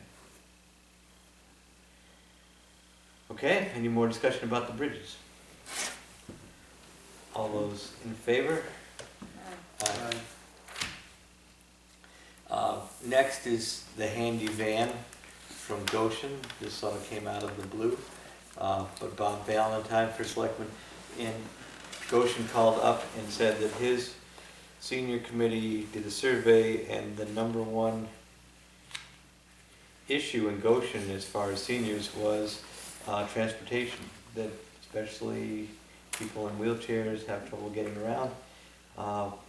And so he and I met with the Northwest Transit District. And there's a grant proposal out there. What Bob's basically doing is proposing that Cornwall and Goshen share a van. Norfolk and Colebrook share a van, which is very busy, so that's sort of our model. And it started out slow, but now they have a regular ridership that goes around, and this can be used for medical appointments, can be used for shopping trips, and there's state reimbursement on a per trip basis for this. So there's a grant for the van, and there's a grant, some grants that reimburse your cost for trips. Whether it meets all the expenses or not, I'm not sure. But as you can see in here, You need a driver? yeah, Well, I'd be interested. yeah. Oh, Actually, the serious? driver is provided by the Northwest Transit District. Oh. So you can apply to them, but what's good about them is that then they can coordinate when the driver goes into Torrington to get their instructions, this is where you're going today. So we don't need an extra dispatcher in town of Goshen and Cornwall That is the question, that it'll be dispatched. through the Northwest Transit District. How many people in Cornwall do you think would use it? I mean, we have Northwest Transit comes out here now. Correct. We have the Gear bus. Right. There's a Cornwall Care thing, something that's volunteers drive folks. I did talk to Jill, because I said, you know, this hadn't come up through our channel, so it comes through Goshen, and I mean, I think you know, you step back and it's like, I mean, demographically Goshen and Cornwall are fairly similar. Jill did say that she was up at, I don't know. Anyway, she was in another town in a facility, and there was somebody from Cornwall waiting in a lobby, and the person was going to be there waiting for another bus to pick them up for 2.5 hours in a wheelchair. It's like, and that person, of course, never complained here or whatever else. Yeah, But- I've heard that story before. You Right, have to I wait mean- for the bus to come back. And Right, I mean, that's the thing, you have 3 or 4 people, then, so the more buses you have, the more you're probably gonna be able to do for this population. The other question that comes out too is there are people that drive, I mean, we used to have a fish program, like all these towns had volunteer Used to, drivers. we don't have that anymore? Well, I think That's that's what- all gone. It is. Okay. So we used to have a fish program, and then there's liability issues with the fish program, and Does Chore still drive people around? They I have don't know. gotten a grant for insurance to allow their workers to drive people around too. I don't know if they still have it, but I know one time they did. Did Jill have any input as to? her thing was great. It's a great idea. Yeah, all the more mean- transportation options, the better. I would just want to make sure that the coordination of it made sense for us. So I get for Goshen to go to the transit district makes sense. That's sort of, you know, that side of the mountain. I would just want to But make sure actually- that we would get as much attention being on this side of the mountain. Well, the thing is, the van would actually be housed either in Cornwall or in Goshen, and we get reimbursed just for parking it in our yard. So it would actually be housed and maintained at the Public Works garage, either in Cornwall or Goshen. So, you know, the van itself would not be in Torrington. The drivers get dispatched out of Torrington. Could someone take the van from Cornwall and go to a doctor's appointment in Sharon? Yes. Or is it, it's not just Cornwall through Goshen to Torrington? No, I believe that there is, there's definitely, if you gotta go, I believe as far away as to Milford, you can go. Torrington, Sharon, and Milford, wherever your position is. But if you have questions, I'll be glad. I mean, I tried to ask, because you know, whenever you're getting these grant things, it's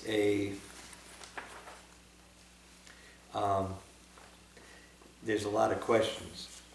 In the end, as I said, based on Colebrook and Norfolk experience, it's pretty heavily used 5 or 6 days a week. So the Northwestern Connecticut Transit District already runs things around through Cornwall, that's what you were saying? They do, So, on certain days, I think. so this in essence is another vehicle for them to work with. I'm asking the question, I'm not saying, this is my concept of what it is. Yeah. That it's another vehicle for them to coordinate specifically for Cornwall and Goshen residents, because we're It's a sending- tough call because you know, If as they have a anybody knows, driver. if you have one person with one medical appointment, that can chew up a half a day. Yeah. Oh, And then absolutely. the problem then, as you said, Taking you that have, one person down you to have their milk somebody that's 75, you drop somebody off here and somebody off there, so the more I individualized. know, so that's what I'm saying, so this, Right. this ends up being the Northwestern Connecticut Transit District's bus van that is specific for Cornwall Well, and actually, Goshen. it's owned by Cornwall and Goshen. Right, so it would Right. only serve Cornwall and Goshen. Right. And maybe we'd still have service from them that from the regional. And they said, I believe also they can, you know, say the senior trips or something, if there are things we wanna do Well, I on the weekend. mean, it's certainly reasonable that one van serves one person on Right. one day. Right. They type And in the whole day. And the other thing too, I could have Tammy? You're not gonna be able to take this van on a senior trip. It's for like medical appointments. Well, I'm not sure about that. I'm not sure about that. I mean, I think there's priorities and there's priorities, but I think, I don't wanna make it up, but I think we could have Tammy from the transit district come out and we can invite her to our next meeting, let you know more. From the timeline too, is we apply for the grant, then relies on the state having some money, which is problematic these days. But assuming we get the grant, this thing may not, they have to order the van and all the rest of it, so it may not be operation until next spring. Then the town would have to set up sort of a pot to like buy the van, half the van, $54,000, $27,000. We'd have to put money up, then we get reimbursed, so there'd have to be a revolving fund, because we basically have to pay for the upkeep of the van, and then we get money back on a reimbursement level. So there's gonna have to be a revolving fund set up to finance the van. Certainly makes much more sense for us to do this with another town than just by ourselves. Yeah. I would just wanna make sure that we actually had the amount of people that would need or want to use it, that would make up that much money. When, you know, if you had somebody that, you know, if we only had a handful of folks that actually needed a handicap accessible something. Is it handicap accessible? It is handicap accessible, but you don't have to be handicapped in order to use Right. it. I'm thinking, you know, some people just need a ride to the doctor, and how much would Right. it cost to just hire a taxi? If we subsidize a taxi for a few rides a year. I guess the need would be a big question. I know the new Freedom Grant money is really hard to get. New York got theirs and has been waiting a year and a half to actually get money on it. So that's a federal program, and the Section 5310 is federal. And same story. Oh yeah, you can have the money, go buy your van and hire your people, and then hold your breath trying to get money from us in the end. Has Bob talked to the other people, FCH or the Community Foundation or BTCF? I don't know if he's talked to To see them. if they have any interest in helping out? Or any ideas of how to help out? I think what he has do is he has talked extensively with the people, the selectmen in Norfolk and Colebrook, and they felt that once you get the thing established, the thing grows in once people see the thing going around, it says Cornwall and Goshen on Oh, it, sure. the thing grows in popularity and acceptance. And so by your second or third year, things balance out, so it's not a huge expense to the town. And it is Does the transit district go to Norfolk and Colebrook? I believe they coordinate those programs for it. The gear probably does not. I don't know. I think gear just stays in the northwest corner. So, So when does he need to have this grant in? you know, This is really yesterday. preliminary. The deadline for legal notes of intent by April 24th, 2015. And an application deadline of May 8th. So, I mean, if we got, you know, we could always get in the position of applying for a grant, turn the grant down, but that would sort of leave Goshen Yeah, out I to don't dry. leave them hanging either. Right. When is our next meeting, Joyce? You have a calendar? Yes. What time? 21st. 21st. Right.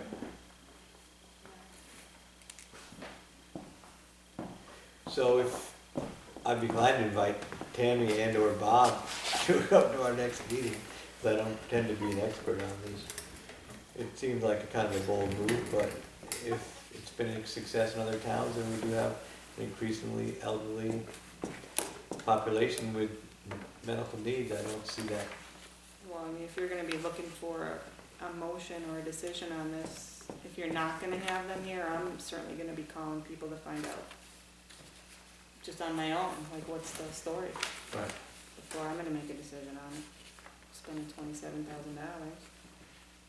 There's sort of two issues to me. One would be the cost, certainly a legitimate concern.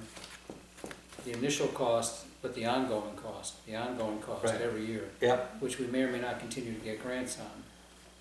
That being said, the second issue is there a need? I think there probably is. I think, as you're saying, as it gets used, there'll be more of a need for it. There'll be, people will see it, they'll start to use it. And, I mean, I'll say, is it something the town should be providing even if we don't get grants? I don't know. I don't know if we should be providing it or not, but I would think there's a need for it. And people we don't know, or, I can think of a handful of people that probably use it right now. Sure, Absolutely. but this doesn't make sense, $27,000 upfront cost and then ongoing, as Well- opposed to, like I said, hiring a service, hiring Richard. well, because in the end, there is the whole liability issue. If the town sanctions something and pays for it, Yeah, there's gonna be insurance. there's gotta be insurance and liability and blah, blah, blah, all that stuff. And I'm not even sure a taxi would do it, you know, a taxi or anybody, and is that probably what happened with Fish then? Oh, in yeah, terms of riding. yeah, the taxi guys, they'll drive anybody anywhere, but they'll charge you whatever, $100 or $125. Right. But if you do that times how many, the handful of people per year, does it make more sense to do that than to purchase an entire van? Well, I don't know if we can answer that question tonight. Right. Okay, so our next thing, we will have time. I can talk to Bob. If he absolutely has to have something before the 22nd, then we can have a special meeting. I mean, I think it is an opportunity to provide a service, so I think we should, and I also, you know, I mean, all these towns work together, so if it's on the top of his list, then I think we should, we'll take a little time to really flesh it out in the next 2 weeks and try to get as much information as we need to make a responsible decision. Why is it that these sorts of things just seem to drop out of the sky? Oh, you have 2 weeks to make a decision. I don't know. Why are we not given advanced notice about, hey, this is coming up, you might, if you're interested, do some research? I don't know. Anyway, this is as fast as this particular one happened, so. Okay? So we're gonna. So we'll hopefully probably, hear I from think I can get Bob somebody or Tammy. here, Okay. Bob or Tammy or both here. Are there, and what I think the biggest question I have is startup cost Yeah, continued cost. and ongoing cost. And And what I can is, talk to Norfolk. and what is Cornwall's particular need? Right. Is there an estimate of cost? Or is it too hard to say? Well,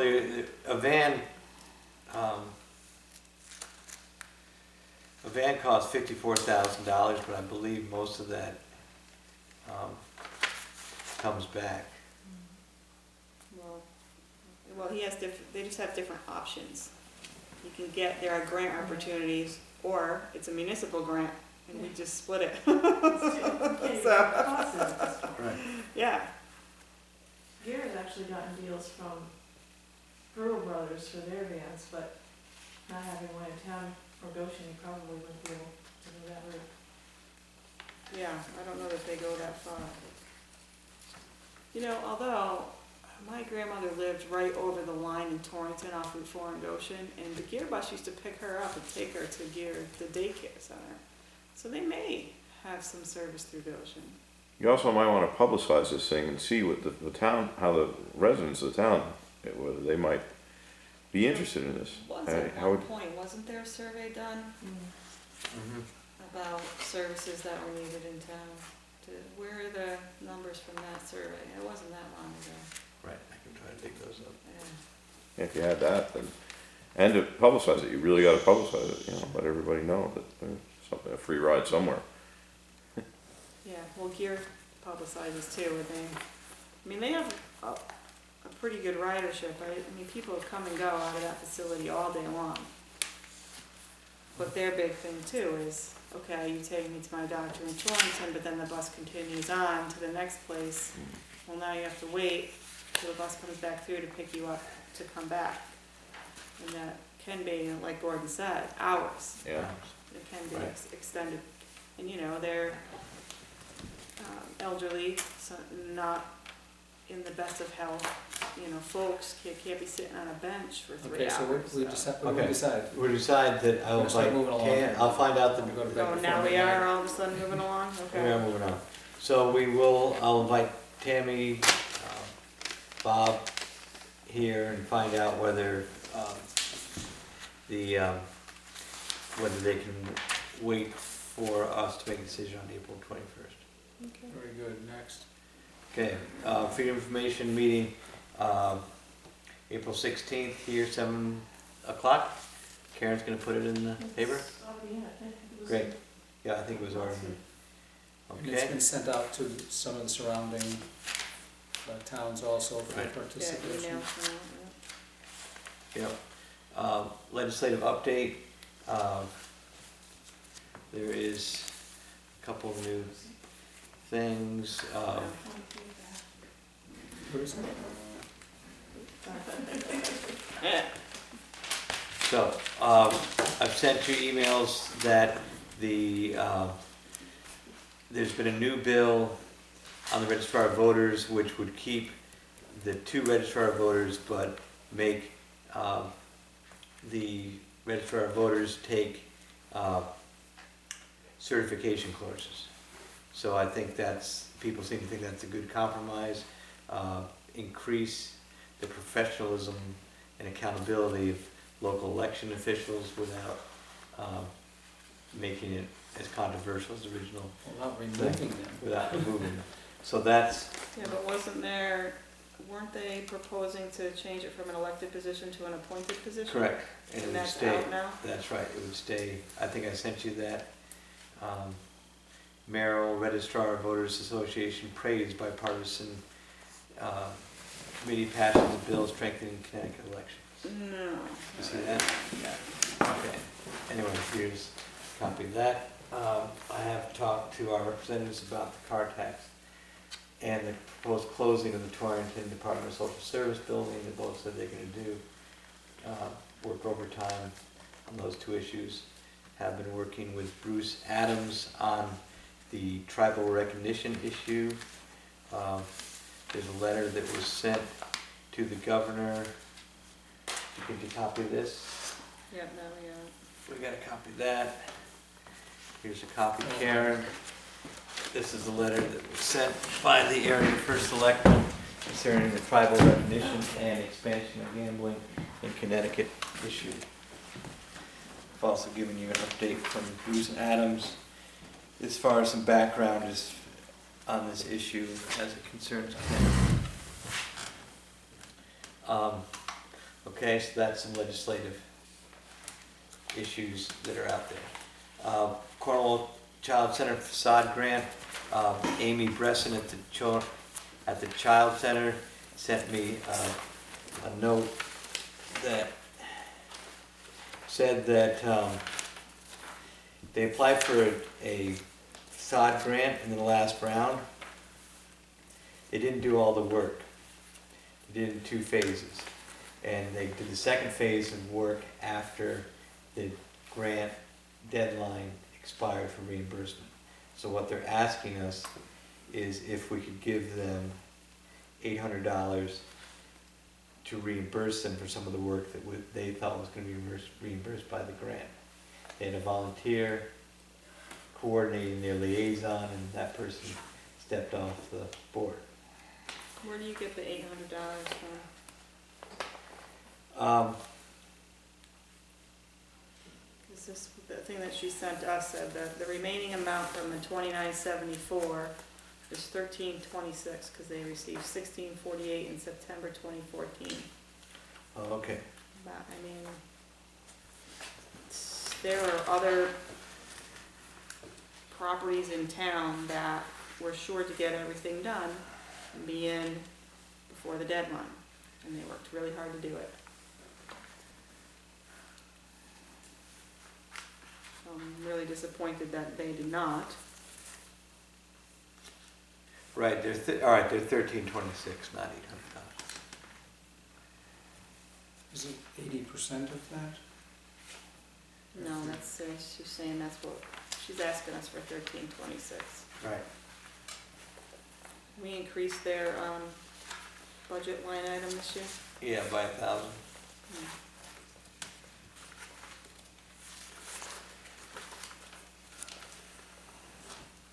I mean, I sympathize, but the money's gone, so.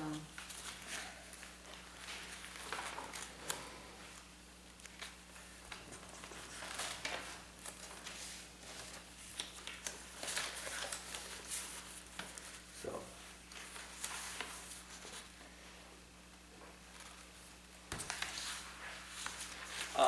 Yeah, it is gone.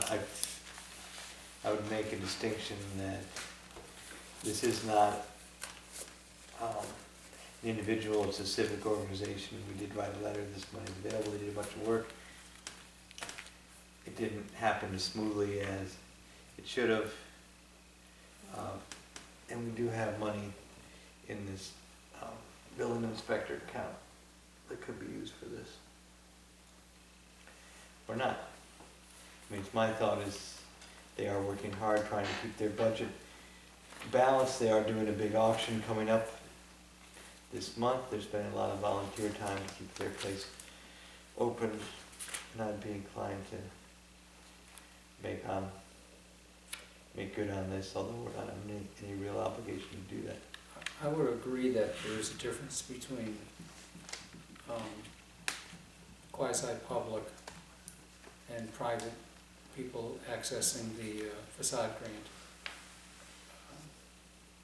Well, we agreed that those private businesses could access that fund, as well as the public. Oh, absolutely. No, of course. I'm just saying that if this was a private individual or private corporation, saying, geez, I didn't realize the deadline, that'd be different. But this actually is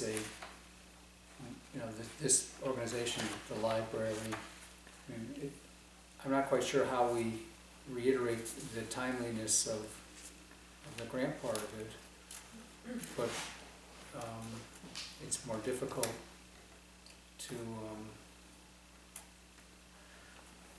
punish a public agency for being late, I guess is the simple.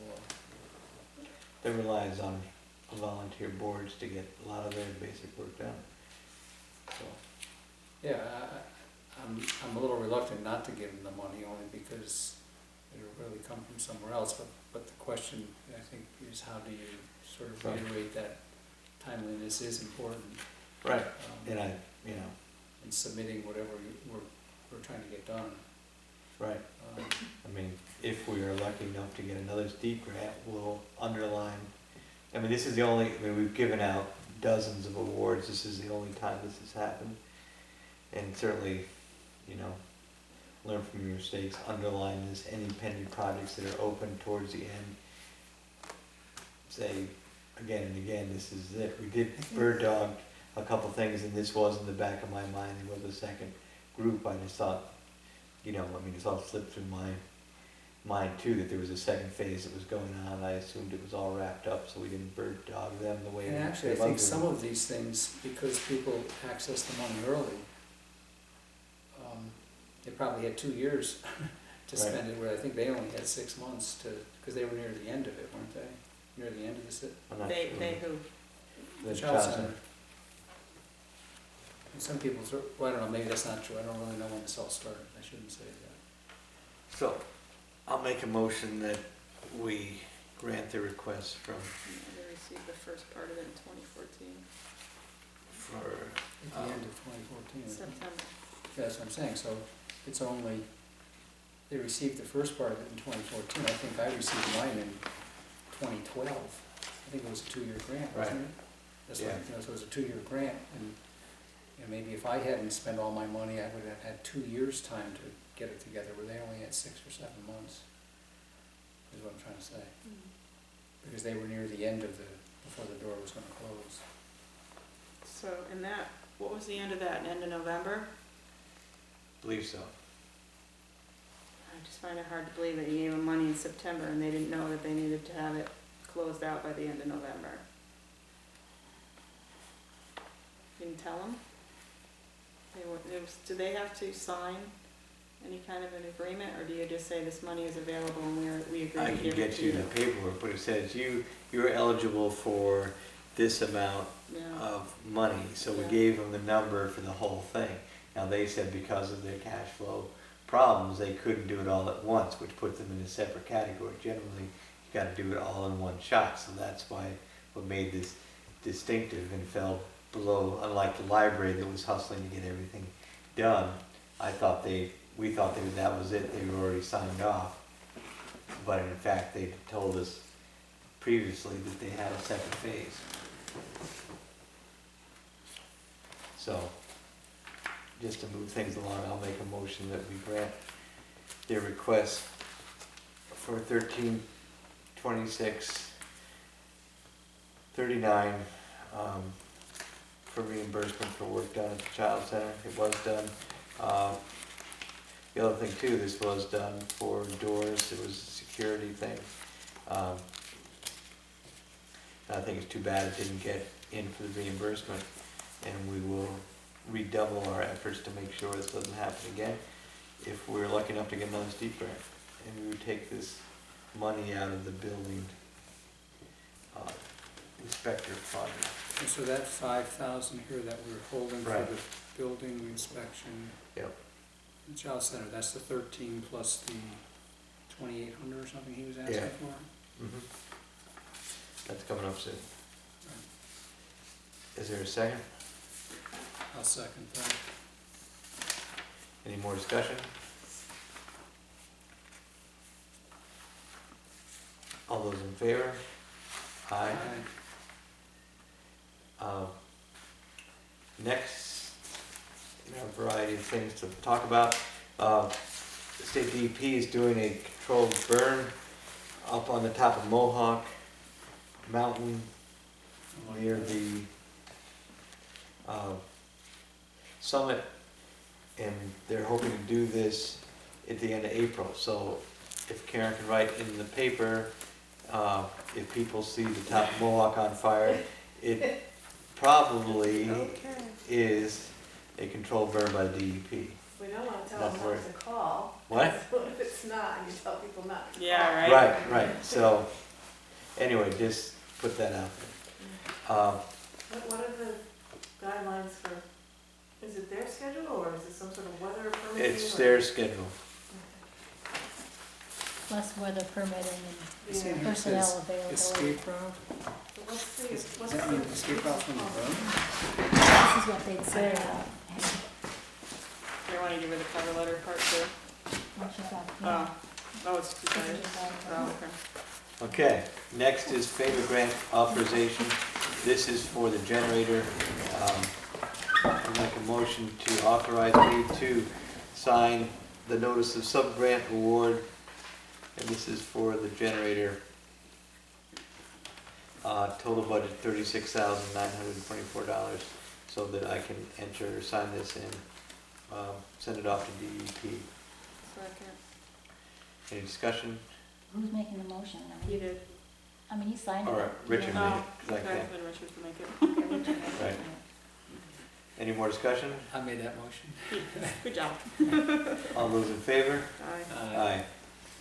Billing official expenses, you can see there's a note from Paul that he has outlaid out of cash, out of pocket, $2,300 for his,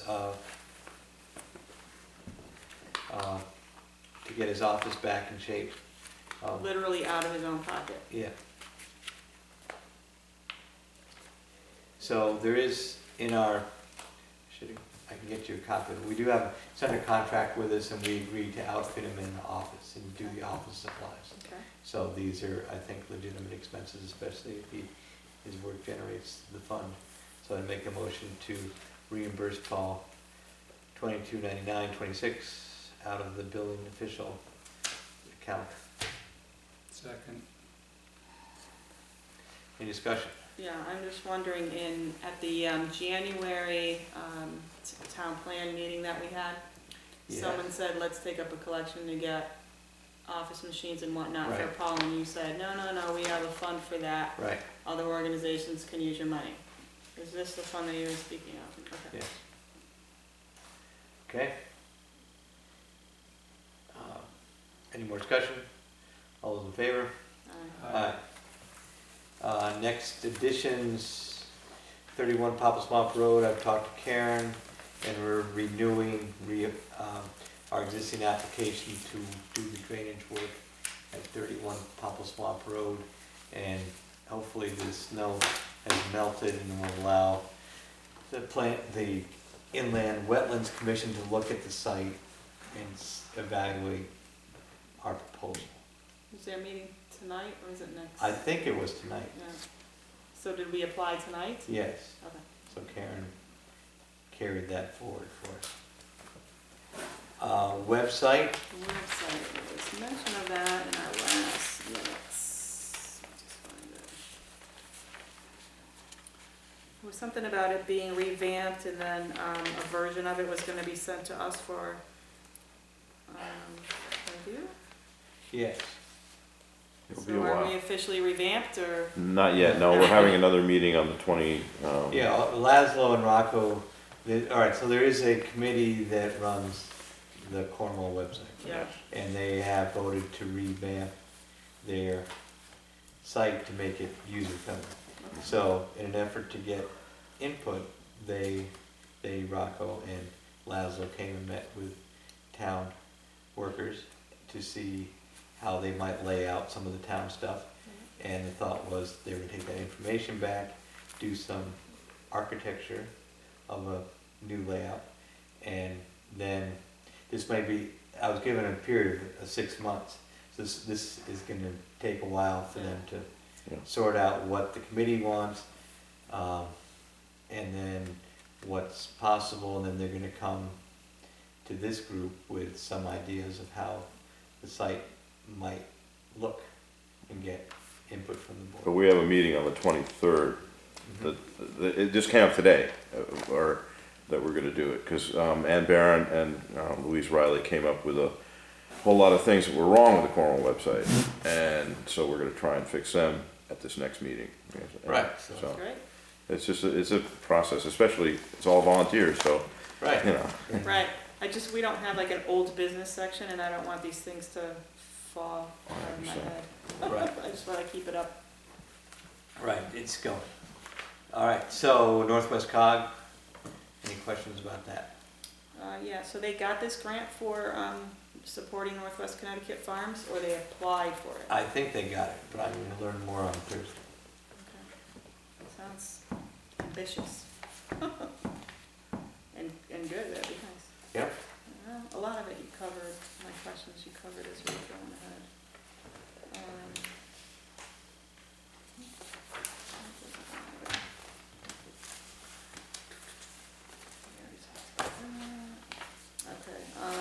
The Let's Go CT initiative for, the transportation system in the Northwest Hills. Yeah, I David have, Elder, and What? so David Elder from DOT. So he mentioned that there's, the proposed vision is posted online. Do you know where online? no, Okay. but I do have a copy of, I think we got it. Did you see one of the attachments was the COG transportation plan? That's another thing that was attached to that. I haven't gotten all the way through. I got as far as I could. It's gonna be like my last question, because you did everything else. Minutes, I got bylaws. I bet you could find it on Yeah, there. they didn't have it in the attachments. If you find it, look on there. Attachments from you are better than what I get from the COG. So, I bet you could get, if you look DOT, visioning, whatever, Be their like 20, a link to our. yeah, their 2030 plan or whatever it is. Right. Okay, so public comments? Lost everybody. Oh, I could go on all night, but I won't. Right, Up by 8.5. what's the word? Up by 8.5? Yeah, it's 38:26 there, a couple minutes into the second half. Nice. Good. Okay, can you unplug me, Karen? Thank you. Okay. That's it.